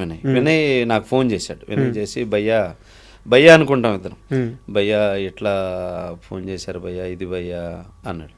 వినయ్ నువ్వు కాబట్టి ఇంకోళ్ళు చేస్తారు, అది నువ్వే ఎందుకు చేయకూడదు, నువ్వే చేయి, గొప్ప సక్సెస్ ఇచ్చావు, హ్యాపీగా నువ్వే చేయి వినయ్, నేను అట్లా ఫీలింగ్ ఏమి నాకు లేవు, నేను అలాంటి వాడిని కాదు, ప్రతి వాళ్ళు ఎదగాలి, ప్రతి వాళ్ళు బాగుండాలనుకుంటాను, సో నేను హార్ట్ఫుల్గా చెప్తున్నా వినయ్, నువ్వు చేయి వినయ్ అని చెప్పి. థ్యాంక్ యూ భయ్యా, వచ్చాక కలుస్తాను. అప్పుడే మ్యారేజ్ చేసుకున్నాడు వినయ్. మ్యారేజ్ చేసుకొని రాగానే కలిసి సారీ భయ్యా ఇలా జరిగినందుకని. పర్లేదు వినయ్ ఏముంది అని చెప్పి ఇప్పుడు కూడా మాట్లాడుకుంటుంటాం. సార్ మీ థర్డ్ మూవీ శివరామరాజు, అంటే మనం ఆ సినిమా గురించి అన్నీ మాట్లాడుకున్నాము, కానీ దాంట్లో ఒక సీన్ ఉంటుంది, ఆ రచ్చబండ మీద హరికృష్ణ గారు వెళ్ళి అలా కూర్చొని ఫస్ట్ ఆయన క్యారెక్టర్ ఓపెన్ అవ్వగానే ఒక తీర్పు చెప్పే సీన్. అయితే నాకు బాగా షాక్ అనిపించిన విషయం ఏంటంటే 2 పెద్ద పెద్ద ఏనుగులు అవును. జస్ట్ ఒక 2-3 అడుగుల దూరంలో ఉంటాయి. ఇటు ఒక ఏనుగు అటు ఒక ఏనుగు, 2 ఏనుగులు పక్క పక్కన ఉంటాయి. ఆయన అలాగే కూర్చొని సీన్ కూడా చాలాసేపు ఉంటుంది. అయ్యేం సీజీ కాదు, చీజీ కాదు, ఒరిజినల్. రియల్గా ఏనుగులే. ఎలా తీశారు ఆయన భయపడలేదా? భయలేదండి, ఎందుకంటే కొన్ని ట్రైన్డ్ ఎలిఫెంట్స్ ఉన్నాయి. అవేంటంటే మనం ఇక్కడ తీసుకురావటానికి బోర్డర్ పర్మిషన్లు ఇవన్నీ ఇబ్బంది. అందుకని ఈ షూట్ అంతా పొల్లాచి ప్లాన్ చేసాం. పొల్లాచి కేరళ బోర్డర్ అనమాట. అక్కడికంటే ఏనుగులు తీసుకొచ్చేస్తారు. అట్లా 4 ఏనుగులు తెప్పించాం. 4 ఏనుగులు తెప్పించి కొంచెం ట్రైన్డ్ ఏనుగులు నుంచోబెట్టే అట్లా అనమాట. ఆ విజువల్ చూస్తుంటేనే ఆ గ్రాండ్ అలా ఉంటుంది. కూర్చుంటే ఇటోక ఏనుగు అసలు అట్లాగా ఆ పీరియడ్ని కొంచెం తీసుకురావాలని చెప్పేసి అట్లా ఏనుగులతోటి కొంచెం ఆ అట్మాస్ఫియర్ అంతా కొత్తగా చేసాం. ఆ తీర్పు చెప్పేని బాగుండాలి, ఆ గెటప్ అంతా. అందుకని ఆయన అసలు మురిచిపోయాడు హరికృష్ణ గారు ఆ గెటప్కి, ఆ షార్ట్స్కి, అసలు ఎవ్రీ సీన్కి అసలు ఆయనలో సంతోషం అనమాట, ఎనర్జీ. అసలు వెళ్ళేవాడు కాదు, ఎవరి జాతనైనా కూర్చొని ఉండేవాడు హరికృష్ణ గారు. అసలు బాగా ఎంజాయ్ చేశాడు సీన్స్. బాగా ఏం సీన్స్ సముద్ర అని చెప్పేసి అసలు అంత ఇన్వాల్వ్ అయిపోయేవాడు. ఆ సినిమా షూటింగ్ టైంలో హరికృష్ణ గారితో మర్చిపోలేని ఒక ఇన్సిడెంట్ ఏదైనా ఉంటే చెప్తారా? హరికృష్ణ గారితో మర్చిపోలేని ఇన్సిడెంట్ ఏంటంటే, ఫస్ట్ రోజే ఆయన వచ్చేసి అమ్మవారి విగ్రహం పెట్టి, అమ్మవారి విగ్రహం సీనే తీస్తుంది. బాబు రెడీ అయ్యి రండి అంటే ఆయన గెటప్ అంతా ఎర్ర వస్త్రాలు వేసేసుకొని ఆ అమ్మవారి బొట్టు విగ్గు ఇవన్నీ పెట్టుకొని అమ్మవారికి పూజ చేసే సీన్ అనమాట. దిన్నకు అనే సాంగ్ బిఫోర్ ఆయన వచ్చారు. సముద్రం ఒకసారి అమ్మ గెటప్ అంతా చూసుకో, ఇంకేమైనా కరెక్షన్స్ ఉన్నాయా అని చెప్పి చూశాను. ఓకే బాబు, కరెక్షన్ అంతా ఏం లేదు, బ్రహ్మాండంగా ఉంది, ఓకే ప్రొసీడ్ అవుదాం అని చెప్పేసి నేను షార్ట్ పెట్టి కెమెరా ముందుకు వెళ్ళంగానే ఒక పెద్ద అరుపు, ఏయ్ అని చెప్పేసి. ఇదేంద్రాబా ఇంత పెద్ద అరుపు, ఎవరు అరిసారు ఈ జనాలు, 500 మంది జూనియర్స్ అనేసరికి చూసేసరికి ఒక ఆవిడకి అమ్మవారు వచ్చేసింది. ఓకే, అమ్మవారు వచ్చేసి వాళ్ళు తమిళాళ్ళు, తెలుగు రాదు. ఆవిడ తెలుగులో మాట్లాడుతుంది. ఎరా, నా వస్త్రాలు ధరించి నాకు పూజ చేయకుండా నువ్వెలా చేస్తావు, వెలిగించు ఆరదే అని చెప్పేసి ఇట్లా చెయ్యి చేసేసరికి ఇంత కర్పూరం అండి చేతులు వెలిగించారు. చేతులు పెట్టి వెలిగించేసరికి ఇది ఉంది కదా, అలా అనేసరికి ఆ ఇంత లావు నిప్పు నోట్లో వేసేసుకుని నవ్విలేసింది. షాక్. మేము జనరల్గానే కాలిపోద్ది కదా సార్, అంతే కదా, అటువంటిది వేసేసి ఇట్లా అనేసరికి నోట్లో పడి నవ్విలేసింది. ఈలోపు హరికృష్ణ గారి నిమ్మకాయ అండి అమ్మవారు వచ్చింది. ఆయనకి తెలుసు, ఆరుపినగానే సముద్ర అమ్మవారు వచ్చింది అన్నాడు. అనేసాడు ఆయన వెంటనే అనేసాడు. ఇక అప్పుడు ఆయన ఈ ప్రాసెస్ అంతా హరికృష్ణ గారు చేశాక ముందు అమ్మవారు పూజ చేద్దాం సముద్ర, తప్పు చేసాం పద అని చెప్పి అప్పుడు వెళ్ళి కొబ్బరికాయ కొట్టి ఇక అప్పుడు ఆయన చేత అమ్మవారికి కుంకుమ అభిషేకం, పసుపు, కుంకుమ, కొబ్బరి నీళ్ళు వీటన్నిటితో అమ్మవారికి అభిషేకం చేసి పూజ చేసి అప్పుడు స్టార్ట్ చేసాం అనమాట. ఓకే, ఇది అసలు మరపురాని ఇన్సిడెంట్. అదేమిటి శివరామరాజులో అసలు మాకు అది జరిగిన రోజులు ఆ అమ్మవారు కూడా ఎంత కళ అంటే మేము ప్రతిరోజు నిత్యం పూజ చేసేవాళ్ళం అనమాట. అక్కడ వాళ్ళు అయితే ఈ విగ్రహాన్ని ఏడే ఉంచండి ఇట్లాగే గుడి చేసేస్తామని చెప్పేసి అడిగారు. కానీ అట్లా ఉంచకూడదని చెప్పి మేము ఉంచాలన్నమాట. అసలు ఆ విగ్రహం చూడండి ఎంత కళ ఉంటుందో, జీవం. అవునవును, అసలు అంత ఇదనమాట మాకు. అండ్ ఆ శివరామరాజు సినిమా షూటింగ్ టైంలో అంటే హరికృష్ణ గారితో షూట్ చేశారు కాబట్టి ఆయన పిల్లలు ఎవరన్నా వచ్చేవారా? ఆ టైంలో షూట్లోకి వీళ్ళెవరు రాల. హరికృష్ణ గారిని ఇంటికాడ కలవటానికి వెళ్ళినప్పుడు కళ్యాణ్ రాము వచ్చాడు, ఫార్ నుంచి వచ్చాడు సముద్ర మన కళ్యాణ్, నెక్స్ట్ మీ అందరు బ్లెస్సింగ్స్ ఉండాలి అని చెప్పేసి నాన్న ఆశీర్వాదం తీసుకో అనగానే పాపం కళ్యాణ్ చాలా మంచాడు. అట్లా ఆశీర్వాదం తీసుకొని అప్పుడప్పుడు చెప్తా ఉండు సముద్ర చేయాలి మనోడితో కూడా అని చెప్పేవాడు. అంతవరకే. ఇంకా మళ్ళీ షూట్లోకి స్పాట్కి వచ్చేవాళ్ళు కాదు. ఎప్పుడన్నా అట్లొచ్చి కనపడి వెళ్ళేవాళ్ళు. ఓకే. జూనియర్ ఎన్టీఆర్ గారు ఎక్కడ పరిచయం అయ్యారు? జూనియర్ నేను సింహరాశి రిలీజ్ అయిన తర్వాత ఒకసారి బయట కలిసాము. అప్పుడు నాకు తెలియదు ఎన్టీఆర్ అని. అట్లా పరిచయం అయినాక తర్వాత పరశురు వెంకటేశ్వర గారి ఇంటికి వెళ్ళి డైలాగ్స్ రాసేటప్పుడు అక్కడ కలిసాం అన్నమాట, మన మోదీపట్నంలో. ఇక అది చేసిన తర్వాత తను స్టూడెంట్ నెంబర్ 1 మన నిన్ను చూడాలని సినిమా ఫస్ట్ మూవీలు జరుగుతూ ఉన్నాయి. అది జరుగుతున్న తర్వాత ఇక కాస్త రెగ్యులర్గా కలిసేవాళ్ళం. నాన్నగారితో చేస్తున్నాడని వాళ్ళు కలుస్తూ ఉండేవాళ్ళం, బాగా కలిసేవాళ్ళం. చాలా ఇదిగా ఉండేవాడు, అవునవును, అందుకే చాలా సరదాగా ఉండేవాడు, బ్రహ్మాండంగా ఉండేవాడు. పట్టుకున్నా అంటే గిచ్చి వదిలిపెట్టేస్తాడు, ఆ గిచ్చేస్తుంటాడు. అంత ఇదనమాట, అల్లరే బాగా అలా చేసేవాడు. ఇక శివరామరాజు ఆడియో ఫంక్షన్కి పిలిచాను, వచ్చాడు ఫస్ట్ టైము. హరికృష్ణ గారు వాళ్ళిద్దరు ఫస్ట్ స్టేజ్ మీద శివరామరాజుకి ఆ సినిమాకే అక్కడి నుంచి బాగా పరిచయం ఎన్టీఆర్. అండ్ జగత్ బాబు గారితో మీ రిలేషను మీరు గమనించారా? మీ ఫస్ట్ ఇండస్ట్రీలోకి వచ్చిన తర్వాత ఆయన సినిమాకే మీరు పెద్దరికం సినిమాకి ఫస్ట్ వర్క్ చేశారు. ఆ ఇంటే హీరోగా పెట్టి శివరామరాజు సినిమా తీశారు. సో గుర్తు చేశారా సార్ మీ ఫస్ట్ సినిమాకి నేను నా ఫస్ట్ పెద్దరికం జరిగేటప్పుడే నేను జగత్ బాబు కథ చెప్పేవాడిని. కథ చెప్పడానికి వచ్చాను. అప్పుడే ఈ సినిమాకి అప్రెంట్ చేసి ఇప్పుడే నాకు కథ చెప్పేస్తున్నాను జగత్ బాబుకి అప్పుడు కాన్ఫిడెంట్ లెవెల్ తక్కువ. డబ్బింగ్ ఆయన చెప్పేవాడు కాదు. పెద్దరికంకి ఆశయం సినిమాకి వాటికి డబ్బింగ్ జగత్ చెప్పలా, గాయం తర్వాత డబ్బింగ్ చెప్పాడు. ఆ వాయిస్ ఏందని బాబు అనేవాళ్ళు అప్పుడు జగత్ బాబుని. వర్మ గారు చెప్పించాక ఇక ఆయనకి అక్కడి నుంచి కాన్ఫిడెంట్ లెవెల్ పెరిగినాయి జగత్ బాబు గారికి. ఇక అప్పటి నుంచి కూడా నేనేంటంటే నేను చెబుతానేవాడిని, విందామనేవాడు, ఎంకరేజ్ చేసేవాడు.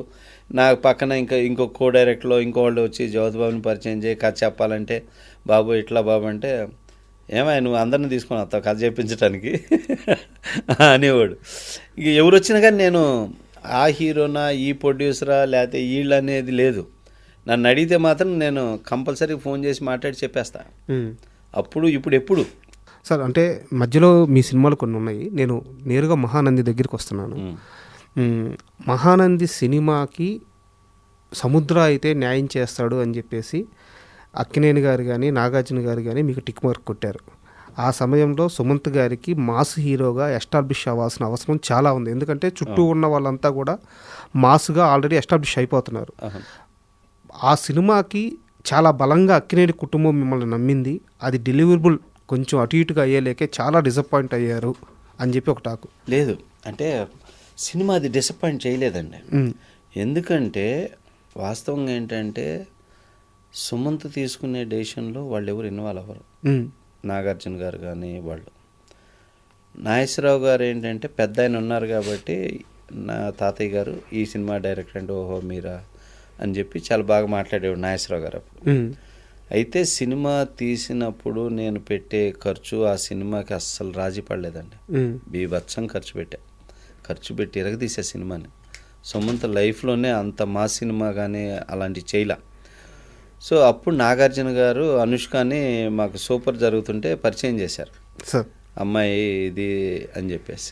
అప్పుడు అనుష్కని సెలెక్ట్ చేసుకొని చేశాక అసలు సుమంత్ కానీ వాళ్ళంతా full happy. Cinema 120 centres 150 days పడిందండి.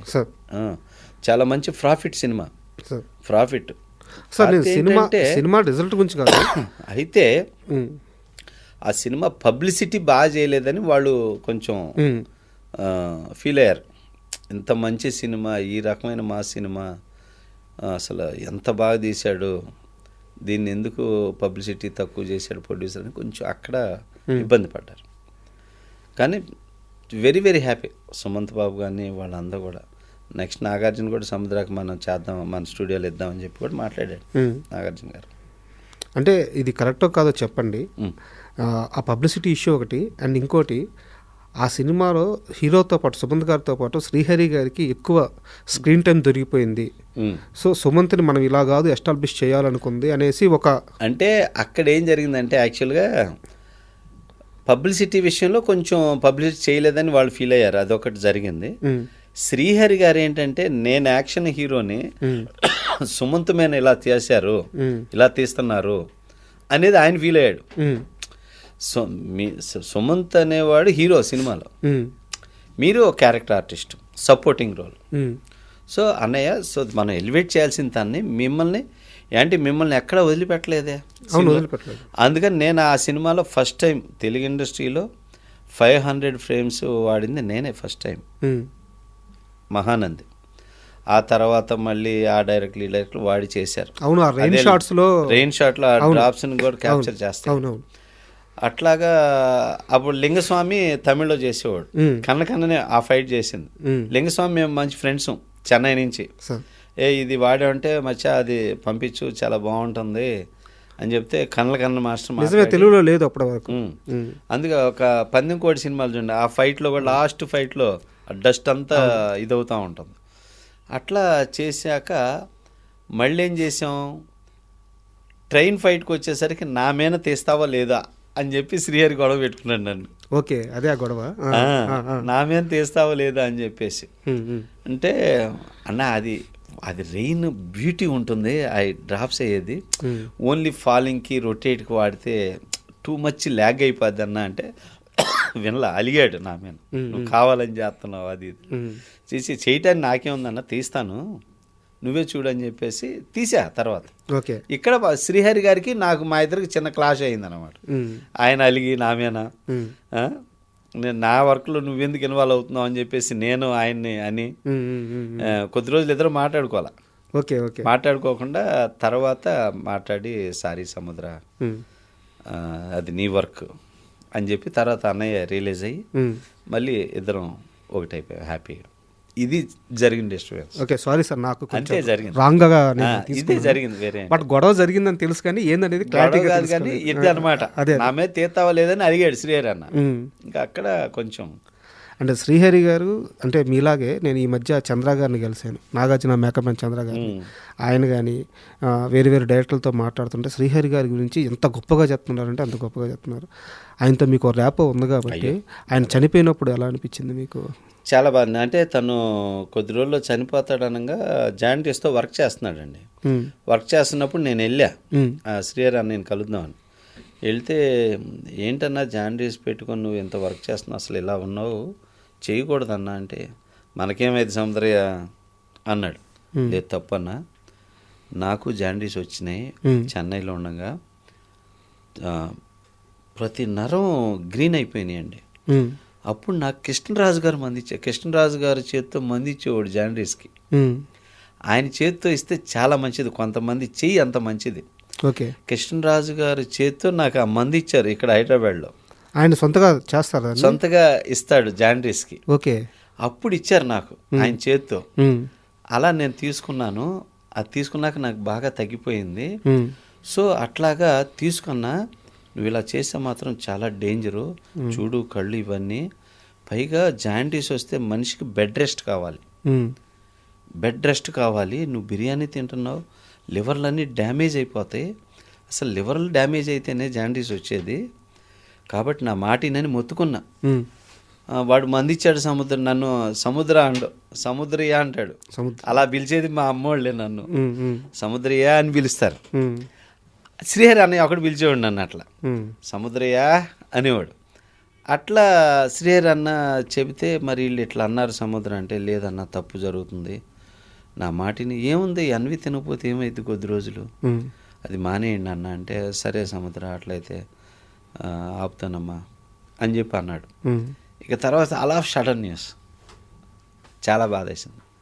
చాలా మంచోడు, చాలా హెల్పింగ్ నేచరు, ఏదున్నా ముందుకు వస్తాడు మనిషి, ఎవరికైనా ముందుకు వచ్చి నుంచుంటాడు. ఇండస్ట్రీలో ఎవరు ఏ ప్రాబ్లం అన్నా అంత మంచోడు. ఆయన లోటు ఉంది ఇప్పుడు, అంతే కదా, ఆ క్యారెక్టర్లు చేసేవాళ్ళు లేరుగా సార్. మీ సినిమాల్లో చూసుకుంటే అన్ని సినిమాలు ఇందాక నేను స్టార్టింగ్ చెప్పినట్టు చాలా గొప్ప సినిమాలు, మంచి ఎమోషన్ ఉంటుంది. అయితే ఒక టైగర్ హరిశ్చంద్ర ప్రసాద్ ఈ సినిమా విషయానికి వస్తే అన్ని సినిమాల్లో కంటే ఒక గ్రాండ్నెస్ కనిపిస్తుంది. ఆ క్రౌడ్ కానీ, అండ్ ఆ ఎద్దుల బండ్లు కానీ లేకుంటే ఆ జనం షార్ట్స్ కానీ ఒక భయంకరమైన ఒక రిచ్నెస్ కనిపిస్తుంది సినిమాలో. సో అంటే హరికృష్ణ గారి మార్కెట్కు మించి ఆ సినిమాకి ఎందుకు ఖర్చు పెట్టారు, ఎవరు దాని అమ్మాయి? హరికృష్ణ గారు మేమిద్దరం శివరామరావు చేసేటప్పుడు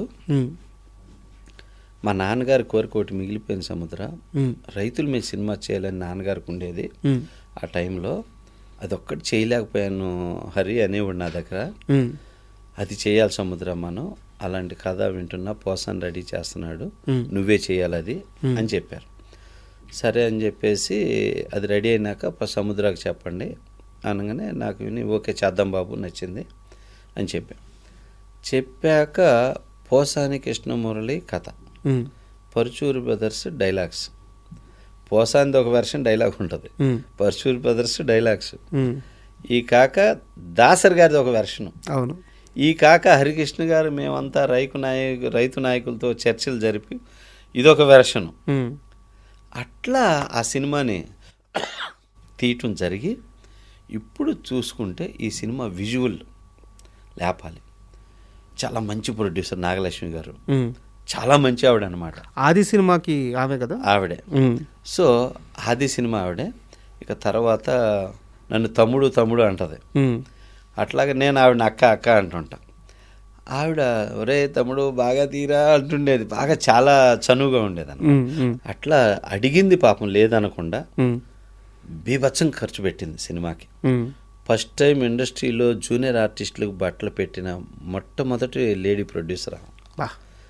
300 మందికో 500 మందికో బట్టలు పెట్టింది. సూపర్. ఆ రెయిన్ ఎపిసోడ్ వాటర్ వేసి కొడతా ఉంటే ఆడవాళ్ళు అందరూ తడిచిపోయే ఎపిసోడ్ అనమాట. వాళ్ళందరికీ బట్టలు పెట్టింది. షూటింగ్ జరిగిన రోజులు ఏ లోటు లేదు అసలు. ఒక 30 లారీలు కావాలంటే 30 లారీలు, ఒక 500 మంది జూనియర్లు అంటే 500 మంది జూనియర్లు, ఇట్లా చేసి 100 ఎడ్ల బళ్ళు కావాలంటే 100 ఎడ్ల బళ్ళు, ఆ రేస్ కానీ సాంగ్ కానీ అన్నీ అడిగింది లేదనకుండా ఖర్చు పెట్టి చేసింది పాపం. అద్భుతమైన ప్రొడ్యూసర్, అద్భుతంగా చేసింది ఆమె. బాగా హరికృష్ణ కూడా బాగా కష్టపడ్డారు ఆయన. ఇక క్రౌడ్ ఈ విజువల్స్కి ఇక్కడ తీయలేమన్నా ఇంత క్రౌడ్ కాదు, మనకి ఇంకా క్రౌడ్ కావాలి, పబ్లిక్లోకి వెళ్ళిపోదామని మ్యాక్సిమం పబ్లిక్లో చేసాం. అసలు ఆ సినిమాలో ఉన్న పబ్లిక్ అయితే మ్యాక్సిమం సినిమాల్లో కనపడరండి, కనుచూపు మేర క్రౌడ్. అవును అవును అవును 10,000 మంది 15,000 మంది క్రౌడ్ అనమాట. అంత క్రౌడ్లో చేసాం ఆ సినిమా. కొంతమంది హీరోలు చేయరు, క్రౌడ్ని చూస్తే భయపడి పారిపోతారు. నందమూరి వాళ్ళకి ఏంటంటే క్రౌడ్ని చూస్తే ఎమోషన్ అవుతుంది, ఊపొస్తుంది. హరికృష్ణ గారు ఇక అనేవాడు. ఇక అట్లా చేసాం అనమాట సార్. అంటే చాలా బాగా చేసి ఆ సినిమాలో ఒక్కసాట కావాలి హరికృష్ణ గారి విషయంలో గుండె జల్లు మందండి. అదే అడగబోతున్నా. యాక్సిడెంట్ టమాటా రైతులు కిలో రూపాయికి అమ్మే ఎపిసోడ్లో లారీలు తెచ్చి ఇక టమాటా ఇంత సంవత్సరం కష్టపడి పంట పండిస్తే కిలో టమాటా రూపాయి కొంటారా, రైతు వాల్యూ ఇదా అని నర్రా గారు ఆ సీన్లో చాలా బాగా చేశాడు పాపం. ఆ ఎదురొచ్చే లారీకి తగిలి చనిపోతాడు. అవును, సీన్లో చనిపోతే ఇప్పుడు ఆయన తగిలి పడిన తర్వాత లారీ ఆయన బాడీ మీద చెల్లిద్ది. ఇది చూసి హరికృష్ణ గారు పరిగెత్తుకు రావాలి, రియాక్షన్ ఈ లారీ ఇలా రావాలి, హరికృష్ణ గారు ఇలా రావాలి. ఈ షాట్ చేస్తున్నాం, హరికృష్ణ గారికి యాక్షన్ చెప్పగానే లారీ కదిలింది, ఈయన పరిగెత్తాడు, టమాటా మీద కాలు పడి స్లిప్ అయ్యాడండి. స్లిప్ అయ్యి లారీ ఇలా వెళ్తుంది, కరెక్ట్గా టైరు ఆ టైర్ ఈ టైరు అలా క్రాస్ అవుతుండగా వచ్చి ఆగాడండి. అమ్మ బాబోయ్, కొంచెం ఏమైనా ఉంటే లారీ కాళ్ళు మీద ఎక్కేది లారీ. అవును, అంతే గుండెలు అంత డేంజర్ అనమాట. అలాగ అమ్మాయి అమ్మ అని చెప్పేసి అది గుర్తొచ్చినప్పుడల్లా భయం వేసేది. అమ్మో ఎంత ఘోరం జరిగేదిరా బాబు, ఎంత అపకీర్తి మిగిలిపోయేదని చెప్పేసి. భయపడ్డారు ఆయన షాట్? ఆయన భయపడలా, మేమందరం భయపడ్డాం. అది అన్ఎక్స్పెక్టెడ్గా జరిగింది కదా, అంతే స్కిడ్ అయ్యి. అట్లాగా కొన్ని సీన్లు చేయాలని కూడా ఆడ చేసేవాడు. ఎడ్ల బళ్ళు తోలటం, అన్ని ఎడ్ల బళ్ళల్లో ఒరిజినల్ తోలేడు, నో డూబు. హరికృష్ణ గారు నో డూబు ఆ ఎడ్ల బళ్ళు చేజింగ్లో అస్సలు. ఆయన ఎడ్లు అంటే బాగా ఇష్టం, అలా చేశాడు. సార్ అంటే మీకు సంబంధం లేని ఒక ప్రశ్న అడుగుతున్నాను, అది మీకు తెలుసుంటే చెప్పండి లేదా స్కిప్ చేసేద్దాము. హరికృష్ణ గారితో మీకు ఒక ట్రావెల్ ఉంది కాబట్టి ఆయన బతికున్నప్పుడే జూనియర్ ఎన్టీఆర్ గారు ఆది, సింహాద్రి పెద్ద పెద్ద హిట్లు కొట్టారు. ఆల్మోస్ట్ టాప్ 1 టాప్ 2 ఆ రేంజ్కి వెళ్ళిపోయారు. ఆయన తన కొడుకు సక్సెస్ చూశారు. ఏ రోజైనా మీ దగ్గర సముద్ర నా బిడ్డ ఎక్కడికి వెళ్ళాడో అనే ఒక ఆ గర్వం, ఆ తండ్రికి ఉండే గర్వం ఏ రోజైనా చూపించారా? బ్రహ్మాండం అండి, చాలా బాగుండేది. ఏం చెప్పేవారు వాళ్ళ కొడుకు గురించి? చెప్పాడు ఎన్టీఆర్ గురించి, చాలా బాగా చెప్పాడు. నేనే శివరామరాజు పిలిచా కదా, శివరామరాజు ఆడియోకి చాలా గర్వపడేవాడు. మామూలు కాదు సముద్ర, నాన్నగారు అంశవాడు అని చెప్పేవాడు. ఆయన అంటే పిల్లాడి ముందు పొగిడేవాడు కాదు అది. ఓకే, నా దగ్గర అనేవాడు ఇంటర్నల్గా. చాలా బాగా చెప్పాడు. మేము చెప్తా ఉండేవాళ్ళం కదా ఆ సినిమా. ఫోన్ చేసి అడిగాడు, నా సముద్ర సినిమా ఎలా ఉంది బాబుది అనేవాడు. మామూలు లేదు బాబు సినిమా అని చెప్పేవాళ్ళం. ఏ సీన్లు బాగా చేశాడు ఇవి అని తెలుసుకునేవాడు, అడిగేవాడు. బాలయ్య బాబు అంటే కూడా చాలా ఇష్టం హరికృష్ణ గారికి. అయ్యో ఎంత ఇదంటే చూడే మా తమ్ముడు ఎట్టున్నాడు వర్చెస్ మా నాన్నేనయ్యా, ఎంత ఆనందపడేవాడు చెప్పి బాలయ్య బాబు గురించి. ఒక గెటప్ వస్తుండే కదా అప్పుడు మ్యాగజైన్స్లో, చూసి ఇట్లా చూసి చూడ సముద్రం అని చెప్పేసి బాలయ్య బాబు గురించి అసలు చాలా ముచ్చట పడేవాడు. అలాగే ఎన్టీఆర్ గురించి ముచ్చట పడేవాడు. కళ్యాణ్ గురించి, కళ్యాణ్ రావాలమ్మా అని కళ్యాణ్ గురించి కొంచెం టెన్షన్ పడేవాడు. కానీ ఎన్టీఆర్ గురించి బాలయ్య గురించి అయితే అసలు చాలా కాన్ఫిడెంట్గా ఉండి మాట్లాడేవాడు. అంటే బాలయ్య అంటే అప్పటికే ఇదయ్యాడు. అవునవును, ఆయన చూసి ముచ్చట పడేవాడు. సార్ మీ సినిమాల్లో ఇంకో మంచి సినిమా వచ్చేసి పంచాక్షరి. అప్పటికే అరుంధతి అని చెప్పి ఒక పెద్ద హిట్ కొట్టున్నారు అనుష్క గారు. ఆ తరువాత మీకు డేట్స్ దొరికినాయి. ఆ సినిమా స్టార్ట్ అవ్వడానికి కూడా చాలా డిలే అయ్యిందని చెప్పేసి ఒక టాక్ ఉంది. సో ఫస్ట్ నుంచి మీరైనా డైరెక్టర్, నేనే. ఆ డిలే ఎలా హ్యాండిల్ చేశారు? అంటే యాక్చువల్గా ఫస్ట్ స్టార్టింగ్ డిలే కాదు, అమ్మాయి అరుంధతి చేశాక ఎవరికి చేయలే, లేడీ ఓరియంటెడ్. చంద్రాకి మాటిచ్చి చంద్రాకి ఏంటంటే చాలామంది దర్శకులతో పరిచయాలు. రాంగోపాల్ వర్మ బ్యాచ్ అంతా పరిచయమే, కృష్ణవంశీ, పూరి, ఇంకా ఉన్నారు చాలామంది. బాగా ఒరే అనుకునే బ్యాచ్ ఇదంతా. నేనేంటంటే నాగార్జున గారిని ట్రై చేసేవాడిని డైరెక్షన్కి.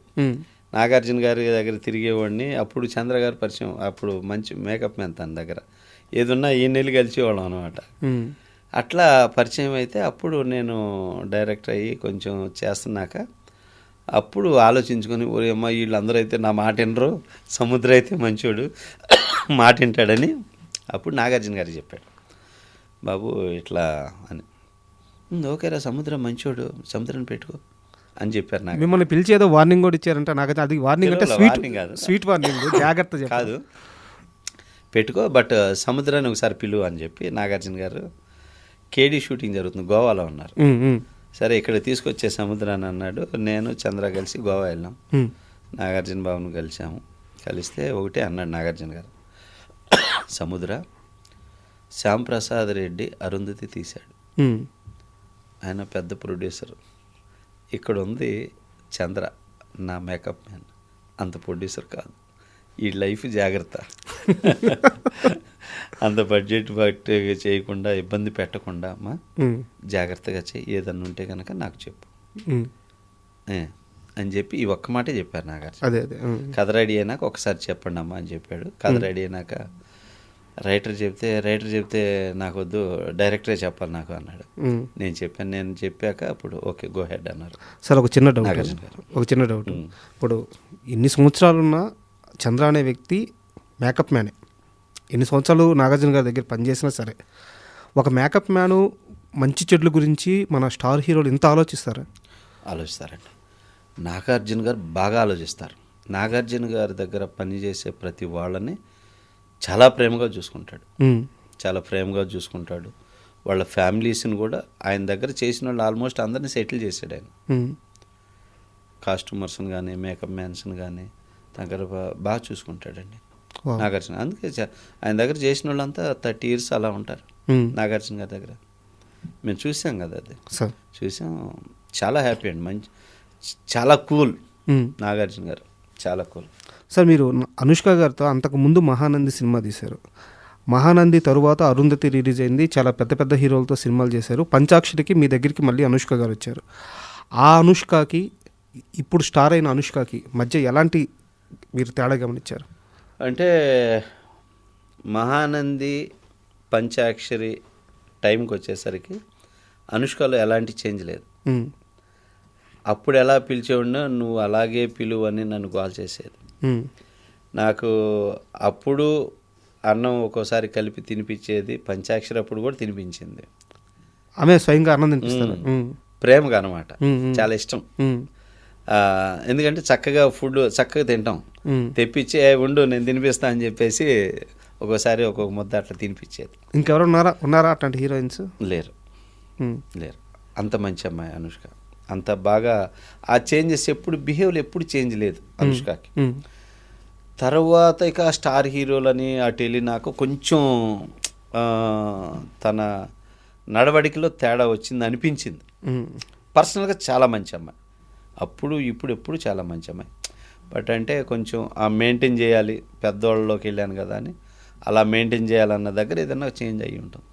మీకేమన్నా ఒక బ్యాడ్ ఎక్స్పీరియన్స్ ఉందా? లేదు, చేస్తలేదు. అలా ఎందుకు అనిపించింది మరి? అంటే మామూలుగా చూస్తుంటాం కదా, అంతే. లేదు, నన్ను ఎప్పుడూ చాలా బాగా చూసింది. ఓకే. అయ్యా ఎప్పుడు కనపడితే నన్ను గట్టిగా హక్ చేసుకుంటుంది. నన్ను చిన్నపిల్లల్లా చూసిద్ది, చిన్నపిల్లల్లా చూసిద్ది. చాలా మంచిది. అందులో అస్సలు అలాంటి హీరోయిన్ లేనే లేదు సార్. అంత మంచి అమ్మాయి, నో డౌట్. సార్ బట్ బిహేవ్లో ఎప్పుడు చేంజ్ లేదు అమ్మాయికి, అప్పుడు ఇప్పుడు ఎప్పుడు. కాకపోతే ఏంటంటే ఈ హీరోయిన్స్ కానీ హీరోలు కానీ ఏంటంటే కుక్కను చూసి నక్క వాత పెట్టుకుంది అనేది, అంటే నేను హీరో అయితే ఇలా మెయింటైన్ చేయాలి, ఓ పెద్ద స్టార్ అయి నాకు ఇట్లా మెయింటైన్ చేయాలి అనే బిహేవ్కి వెళ్తారు కదా. అవునవును. అలాంటిది మెయింటైన్కి వెళ్ళింది అనేది తప్పితే వేరే కాదు. అర్థమైంది సార్. నేచర్ అన్నీ తెలిసినోడు ఏంటంటే అలా ఉంటాడు. అది సార్, ఇండస్ట్రీలో వి సముద్ర అంటే ఒక అజాత శత్రువు. ఆయనకి ఎవరు శత్రువులు ఉండరు, ఎవరితో ఇష్యూస్ పెట్టుకోరు. కానీ అలాంటి సముద్రాన్ని సురేష్ బాబు చాలా చాలా చాలా ఇబ్బంది పెట్టాడు, చాలాసార్లు తిప్పాడు, చాలాసార్లు వెంకటేష్ బాబుతో సినిమా ఓకే అయ్యేటప్పుడు ఆపేశాడు. చాలా అనుమానాలు ఉంటాయి ఆయనకి. మీరు ఇబ్బంది పడ్డ మాట వాస్తవా కాదా? లేదు. కాకపోతే ఏంటంటే సురేష్ బాబుకి నాకు very good relation. Okay. Ramanaidu గారితో వెంకటేష్ బాబుతో దగ్గర 30 years రిలేషన్ మాకు. రామానాయుడు గారి ఊరు మా ఊరు పక్కపక్కనే. రామానాయుడు గారు అనేవాళ్ళు పెద్ద ఆయన, అబ్బా ఇద్దరితో మిస్ అయ్యానయ్యా సముద్ర, నిన్ను ఒకరిని కోడి రామకృష్ణ మీ ఇద్దరితో చేయలేదయ్యా నా బ్యానర్లో, చేద్దామమ్మా మనం అనేవాడు. ఎవరు? రామానాయుడు గారు. అప్పుడు కలిసేవాడిని సురేష్ బాబుని, ఏమ్మా బాబుని కలుస్తున్నావా అనేవాడు సురేష్ బాబు. కలుస్తున్నాను బాబు, ఓకే నాకు చెప్పు అనేవాడు. వెంకటేష్ బాబుని కలిసేవాడు. వెంకటేష్ బాబుకి చాలా సబ్జెక్టులు చెప్పాక కథ ఓకే అనుకున్నాక అన్నయ్యని కలవద్దు, అన్నయ్యని కలిస్తే నీ బుర్రంతా తినేస్తాడు అన్నయ్య కోడిగుడ్డు మీద ఏకలు బిగుతాడు, అది నువ్వు తట్టుకోలేవు, అందుకని అన్నయ్యతో అన్నీ మనం ఓకే చేసుకొని అన్నయ్యకి చెబుదాం అనేవాడు వెంకటేష్ బాబు. అట్లాగా వెరీ గుడ్ రిలేషన్. లాస్ట్లో సంక్రాంతి సినిమా ఇక అప్పుడు బాబుని అడిగా, ఏంది నువ్వు బాబుకి యాక్షన్ సినిమాలు ఎందుకు, మనోడు యాక్షన్ కాదు కదా, మనోడు సోహన్ బాబు కదా అని చెప్పి సురేష్ బాబు అంటే, అదే బాబు సంక్రాంతి సినిమా చేద్దాం మనం అంటే, అదైతే చేయి సముద్ర అంతా ఫాలో చేసి చౌదరి గారికి చెప్పి మూవ్ చేసేద్దామని సురేష్ బాబు చెప్పాడు. ఇప్పుడు కూడా డైరెక్ట్ ఫోన్ చేస్తారు, చక్కగా మాట్లాడతారు. సో అట్లాగా సంక్రాంతి సినిమా తీసుకొని రెడీ చేస్తుండగా అప్పుడు ముప్పలనేసి వచ్చాడు నా దగ్గరికి. ముప్పలనేసి వచ్చి, తమ్ముడు ఇట్లా నేను బాబుతో రాజాయి చేశాను, ఈ సినిమా నేను చేద్దాం అనుకున్నాను, ఇది నేను చేసుకుంటాను తమ్ముడు అని చెప్పి ఇంటికి వచ్చి నన్ను అడిగాడు. పంపించింది ఎవరు? ఆయనే వచ్చాడు. సురేష్ బాబు గారు పంపించలేదు? సురేష్ బాబు పంపలేదు. సో అప్పుడు వచ్చి అడిగేసరికి మా ఆవిడ మేము ఉన్నాం, సరే ఇంత పెద్ద డైరెక్టర్ పెద్ద అయినా మనకంటే సినిమాలు ఉన్నాయి, సరే అన్నయ్య నువ్వు చేసుకో ఈ సినిమా వెంకటేష్ బాబుతో చేసుకో, ఈ రోజు నుంచి నేను వాళ్ళని కలవను, నువ్వు తీసుకెళ్ళి నువ్వు చెప్పేసి నువ్వు చేసేసుకొని స్క్రిప్ట్ అవన్నీ ముప్పలనేని శివ గారికి ఇచ్చేసి తను చేసుకోమని ఇచ్చాను. అట్లా అయింది తప్ప వేరే ఏం లేదు. లేదు సార్, నాకు ఇక్కడ డౌట్, అంటే ప్రొలాంగ్ చేస్తున్నాను అనుకోవద్దు. ఏం లేదు, వెంకటేష్ గారితో సినిమా తీయాలని నాకు తెలిసినంత వరకు కనీసం 7 సార్లు ప్రయత్నించారు మీరు. 7 దగ్గర 15 సంవత్సరాలు తిరిగా. అలాంటిది వేరే వాళ్ళు వచ్చి నాకు ఆ సినిమా ఇచ్చేయమంటే ఊరకనే ఇచ్చేసి ఉండరు, ఏదో బ్యాక్గ్రౌండ్లో జరిగి ఉంటుంది. లేదు లేదు లేదు, మీకు తెలియదు ఆ విషయం. నేను నా ఇంటి పరుచూరు మురళి అనే ఒక డైరెక్టర్ ఉన్నాడు. అవును తెలుసు. అతనికి సినిమాలు లేవని బాధపడుతున్న ఇంటికి వస్తే ప్రొడ్యూసర్ని, పెద్దబాబు కథని, జగపతి బాబుని, ముగ్గురిని ఇచ్చాను, నువ్వు చేసుకో ఈ సినిమాని. మీరే మొత్తం సెట్ చేశారు? నేనే డైరెక్ట్ చేయాలి, అది నేనే ఆ రైట్స్ కొనుక్కుంది. పసుపు పొన్నని 13 సంవత్సరాల క్రితం సినిమాని కొన్నాను అప్పుడు. పెద్దబాబు చాలా పెద్ద సినిమా కదా సార్, మంచి సక్సెస్ అయింది. అవును నిజమండి. అట్లా నేను ఇచ్చాను. జగత్ బాబుకి తెలుసు, ఎమ్మెల్యే కుమార్ చౌదరికి తెలుసు, ఆడికి తెలుసు, మురళికి. కాకపోతే ఆడు మేము ఫ్రెండ్స్. ఎంత ఫ్రెండ్స్ అయినా అలా ఇచ్చానండి.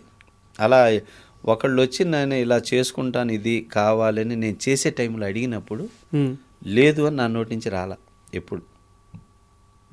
ఇంకొకళ్ళు వచ్చి పలానా ప్రొడ్యూసర్ చెప్పండి సార్ ఇట్లా అన్నప్పుడు, లేదు నా ప్రయత్నం నేను చేయాలి అని ఇచ్చాను. నిజమండి ఇది. ఏం సంపాదించారు ఇంత మంచితనంతో ఇండస్ట్రీలో? ఇన్ని సంవత్సరాలు ట్రావెల్ అవుతున్నానుగా చక్కగా, ఇక్కడ హ్యాపీగా ఉన్నా, చక్కగా ఇంకా 10 years ట్రావెల్ అవుతాను. ఇప్పుడు 6 సినిమాలు ప్రాజెక్టులు ఉన్నాయి. మీరు లైన్అప్లో చాలా సినిమాలు ఉన్నాయి, మాట్లాడదాం వాటి గురించి. జరుగుతున్నాయి. అట్లాగే నాకంటూ ఒక మంచి పేరు ఉంది. బట్ నేను ఏ టాప్ హీరో మీనో లేకపోతే ఎవరి మీద డిపెండ్ అవ్వాల. నా కథల్ని, నా రూట్నే నేను నమ్ముకొని వెళ్తున్నా. ఇంకా 10 years స్టఫ్ ఉంది నాకు సార్. ఇంకా కంటిన్యూ 5 సంవత్సరాల వరకు రిలీజ్ ఉన్నాయి నా సినిమాలు సార్. ఇంకెంతకంటే ఏం కావాలి? మీరు ఇన్ని సహాయాలు ఎవరికైతే చేశారో వాళ్ళందరికీ ఈరోజు ఆ కృతజ్ఞత ఉంది? మనసులో ఉన్నాయి. సహాయం చేసింది చెప్పాలని మనం ఏం కోరుకోంగా సార్. మనం చేసే అది మనకు తృప్తి ఉంది, చాలు, అంతే. 3 సినిమాలు చేశారు సార్ తారకరత్న గారు. ఒకసారి ఆ సినిమా పేర్లు చెప్తారు? ఒకటి ఫస్ట్ తారక్తో చేసింది వెంకటాద్రి. తర్వాత కాకతీయుడు అనే సినిమా. మూడోది జైసేన. జైసేనలో క్యారెక్టర్ చేసింది, అది నా కోసం గెస్ట్ అపీరెన్స్ చేశాడు. వెంకటాద్రి వచ్చి రామకృష్ణ స్టూడియోస్ వాళ్ళ బ్యానర్లోనే తారకరత్న గారు నాన్నగారే ప్రొడ్యూసర్గా, ప్రసన్న గారు అండ్ మోహన్ కృష్ణ గారు కలిసి చేశారు ఆ బ్యానర్లో. అది వాళ్ళ profit cinema. Venkatadri profit cinema. అదే అంటే నెక్స్ట్ క్వశ్చన్ కూడా అదే. వెంకటాద్రి కంటెంట్ వైజ్ బాగుంటుంది, అండ్ ప్రాఫిట్ అంటే మీరు అమ్మిన తర్వాత డిస్ట్రిబ్యూటర్లు కొంచెం కొన్ని ఏరియాలు అటు ఇటు అయినా కానీ ఓవరాల్గా ప్రాఫిట్ వచ్చింది. శాటిలైట్ మంచి రేట్ పడింది, కాకపోతే చాలా తక్కువ బడ్జెట్లో అంతా హై లెవెల్. అవును. అయితే తారకరత్న గారికి చివరి వరకు ఆయన అనుకున్న పెద్ద సక్సెస్ అనేది ఒకటి ఉంటుంది కదా. అవును, అది దొరకలేదు. నిజమే. ఎప్పుడైనా బాధపడ్డారా? అది నా దగ్గర అయితే చాలా, అన్నయ్య పెద్ద హిట్ కొట్టాలన్నయ్య, నాకు ఎవరి మీద నమ్మకం లేదన్నయ్య, నువ్వే అన్నయ్య మనం చేద్దామని. నేను తన కోసం చేసిందే వరదరాజు గోవిందం సినిమా. ఇప్పుడు ప్రజెంట్ రిలీజ్ కాబోయే సినిమా వరదరాజు గోవిందం అనే సినిమా తన కోసం చేసింది. తను ఇంకొక 10 రోజుల్లో చనిపోతాడు అనగా 3 lakhs అడ్వాన్స్ కూడా ఇచ్చాను అనమాట. ఇచ్చి ఆ గడ్డం అంతా డిఫరెంట్ చేద్దాం ఈసారి అంటే ఆ గడ్డం అంతా పెంచాడు అనమాట. చనిపోయేటప్పుడు గడ్డం భలే ఉంటాడు. అదంతా చేసాము. ఫోటో సెక్షన్ చేయాలి అంటే యోగార్జునకి వెళ్ళేసి వచ్చాక చేద్దాం అన్నయ్య అని చెప్పేసి ఇంకొక పొద్దున్నే బయలుదేరతాడు యోగార్జునకి ఫోన్ చేశా, ఎన్నింటికి బయలుదేరుతాం, నువ్వు నన్ను ఇక్కడ కూడా ప్రశాంతంగా ఉన్నవా, బాగా జోకులు వేస్తాడులే, వచ్చేస్తాను అన్నయ్య హ్యాపీగా ఇది చూసుకొని ఈ అయిపోగానే నైట్ బయలుదేరుతాను అన్నాడు. బాగా ఫ్రెండ్, నాకు బాగా ఫ్రెండ్. తను ఏదో పర్సనల్ ఉన్నా నన్నే పిలిచి మాట్లాడతాడు, ఏదైనా ఉన్నా మా ఇంటికి వచ్చి మేమిద్దరం కూర్చొని మాట్లాడుకుంటాం, లేదా నేను తన దగ్గరికి వెళ్తా, ఇట్లా మాట్లాడతాడు. ఎప్పుడన్నా వాళ్ళ నాన్నగారితో లాస్ట్ టైంలో మాట్లాడలేదు, గ్యాప్ వస్తే ఆ టైంలో నాన్నగారితో మాట్లాడాలి, అన్న. సరే నువ్వు ఉండు అని చెప్పేసి నేను వేరే వంగ పెట్టుకొని మోహన్ కృష్ణ గారికి ఫోన్ చేసేవాడిని. సినిమా గురించి ఫోన్ చేస్తుంటే ఆయన మాట్లాడుతుంటే వినేవాడు, పాపం వినేవాడు. ఆయన అలా ఉన్నా కూడా అసలు ఆ మోహన్ కృష్ణ గారు కూడా తారక్ని ఎంత బాగా చూసుకున్నాడు తెలుసా? పసిపిల్లాడిలా చూసుకున్నాడండి. పసిపిల్లాడిని చూసుకున్నాడు మోహన్ కృష్ణ గారు. అంత బాగా చూసుకున్నాడు. తనకి అంత ప్రేమ, అంత ఇది అనమాట. అట్లా అంత మంచిది, అంత షేర్ చేసుకునేవాడు నాతో తారక్. సార్ వాళ్ళ నాన్నగారికి కూడా తెలుసు, ఆడికి సముద్రం అంటే బాగా ఇష్టం, సముద్ర దగ్గర ఉంటాడు అనేది కూడా తెలుసు. అంటే అదే అప్పట్లో అనేవాళ్ళు తారకరత్న ఎక్కడ ఉన్నారో తెలియకపోతే సముద్రం దగ్గర ఉంటారు వెళ్ళండి అని చెప్పేవాళ్ళు. అంటే సముద్రం తెలుసు అనేవాళ్ళు అనమాట. అట్లా ఆయన చనిపోయిన వార్త తెలియగానే మీ రియాక్షన్ ఏంటి? తట్టుకోలేకపోయామండి. నేను కానీ మా మిస్సెస్ అందరం. మా మిస్సెస్కి కూడా బాగా ఇది. మా మిస్సెస్కి కూడా వదిన అంటే చాలా బాగుంటాడు. ఇంటికి వస్తాడు ఎప్పుడన్నా, వదిన ఇది తినాలనిపిస్తుంది, ఇది చేయొదినా అని, అంత స్వతంత్రం అనమాట. పాప మా ఆవిడ ఎక్కువగా బాధపడింది చాలా. సార్ ఆ పీరియడ్లో తారకరత్న గారు చనిపోయే ముందు ఆర్థికంగా కూడా కొన్ని ఇబ్బందులు పడ్డారట, నిజమేనా? యాక్చువల్ తారక్కి ఆర్థికంగా ఇబ్బందులు లేవు. ఎందుకంటే వాళ్ళ వైఫ్ చాలా స్ట్రాంగే. తను సినిమాలు చేస్తూనే ఉన్నాడు, గ్యాప్ లేదు. అమౌంట్లు బాగానే వచ్చాయి, పేమెంట్స్ అన్నీ బాగానే వచ్చాయి. పొలిటికల్గా తిరిగేవాడు, అవి ఇవన్నీ చేసేవాడు. అటు ఇటు అమౌంట్ ఆర్థికంగా ఆర్థికంగా ఇబ్బంది లేదు. ఎప్పుడన్నా అడ్జస్ట్మెంట్ల కోసం అడిగేవాడు తప్ప ఆర్థికంగా ఇబ్బంది లేదు. ఎందుకంటే లాస్ట్ టైంలో కూడా తను 12 కోట్లు 14 కోట్లు వెళ్ళ కొన్నాడు. ఆర్థికంగా ఇబ్బంది లేదు. సార్ ఆ టైంలో తారకరత్న గారితో జూనియర్ ఎన్టీఆర్ గారు మంచి రిలేషన్ మెయింటైన్ చేశారు, బయట సమాజానికి తెలియదు కానీ ఇద్దరు మంచిగా ఉండేవాళ్ళు అని చెప్పి చెప్తారు. అవును, ఫోన్ చేసి బాగా మాట్లాడేవాడు తారక్. ఫోన్ చేసి తమ్ముడు అని చెప్పి బాగా మాట్లాడేవాడు. తను కూడా అనేవాడు, అంటే ఇది మావాడు మా తమ్ముడు అని చెప్పి ఎప్పుడు కలిసినా గర్వంగా అని చెప్తాడు. అది ఆ విషయం. అన్నదమ్ములందరూ చాలా వాళ్ళంతా అదంతా హ్యాపీగానే ఉంటారు సార్. అండ్ ఇప్పుడు మీ ప్రాజెక్ట్స్ విషయానికి వస్తే సార్, ఇప్పుడు ఇన్ని సినిమాల తర్వాత కూడా ఒకేసారి 4-5 సినిమాలు పైన వేసుకున్నారంట. ఎందుకు అంత భారం ఒకేసారి పైన వేసుకున్నారు? ఎందుకంటే సార్ జైసేన అని సినిమా తీసా సార్, దాంట్లో ఒక 4.5 కోట్ల లాస్ వచ్చింది. సో అప్పుడు యాక్చువల్గా నాకు సినిమా బిజినెస్ తప్ప వేరే బిజినెస్ కానీ వేరే వ్యాపకం కానీ నాకు తెలియదు.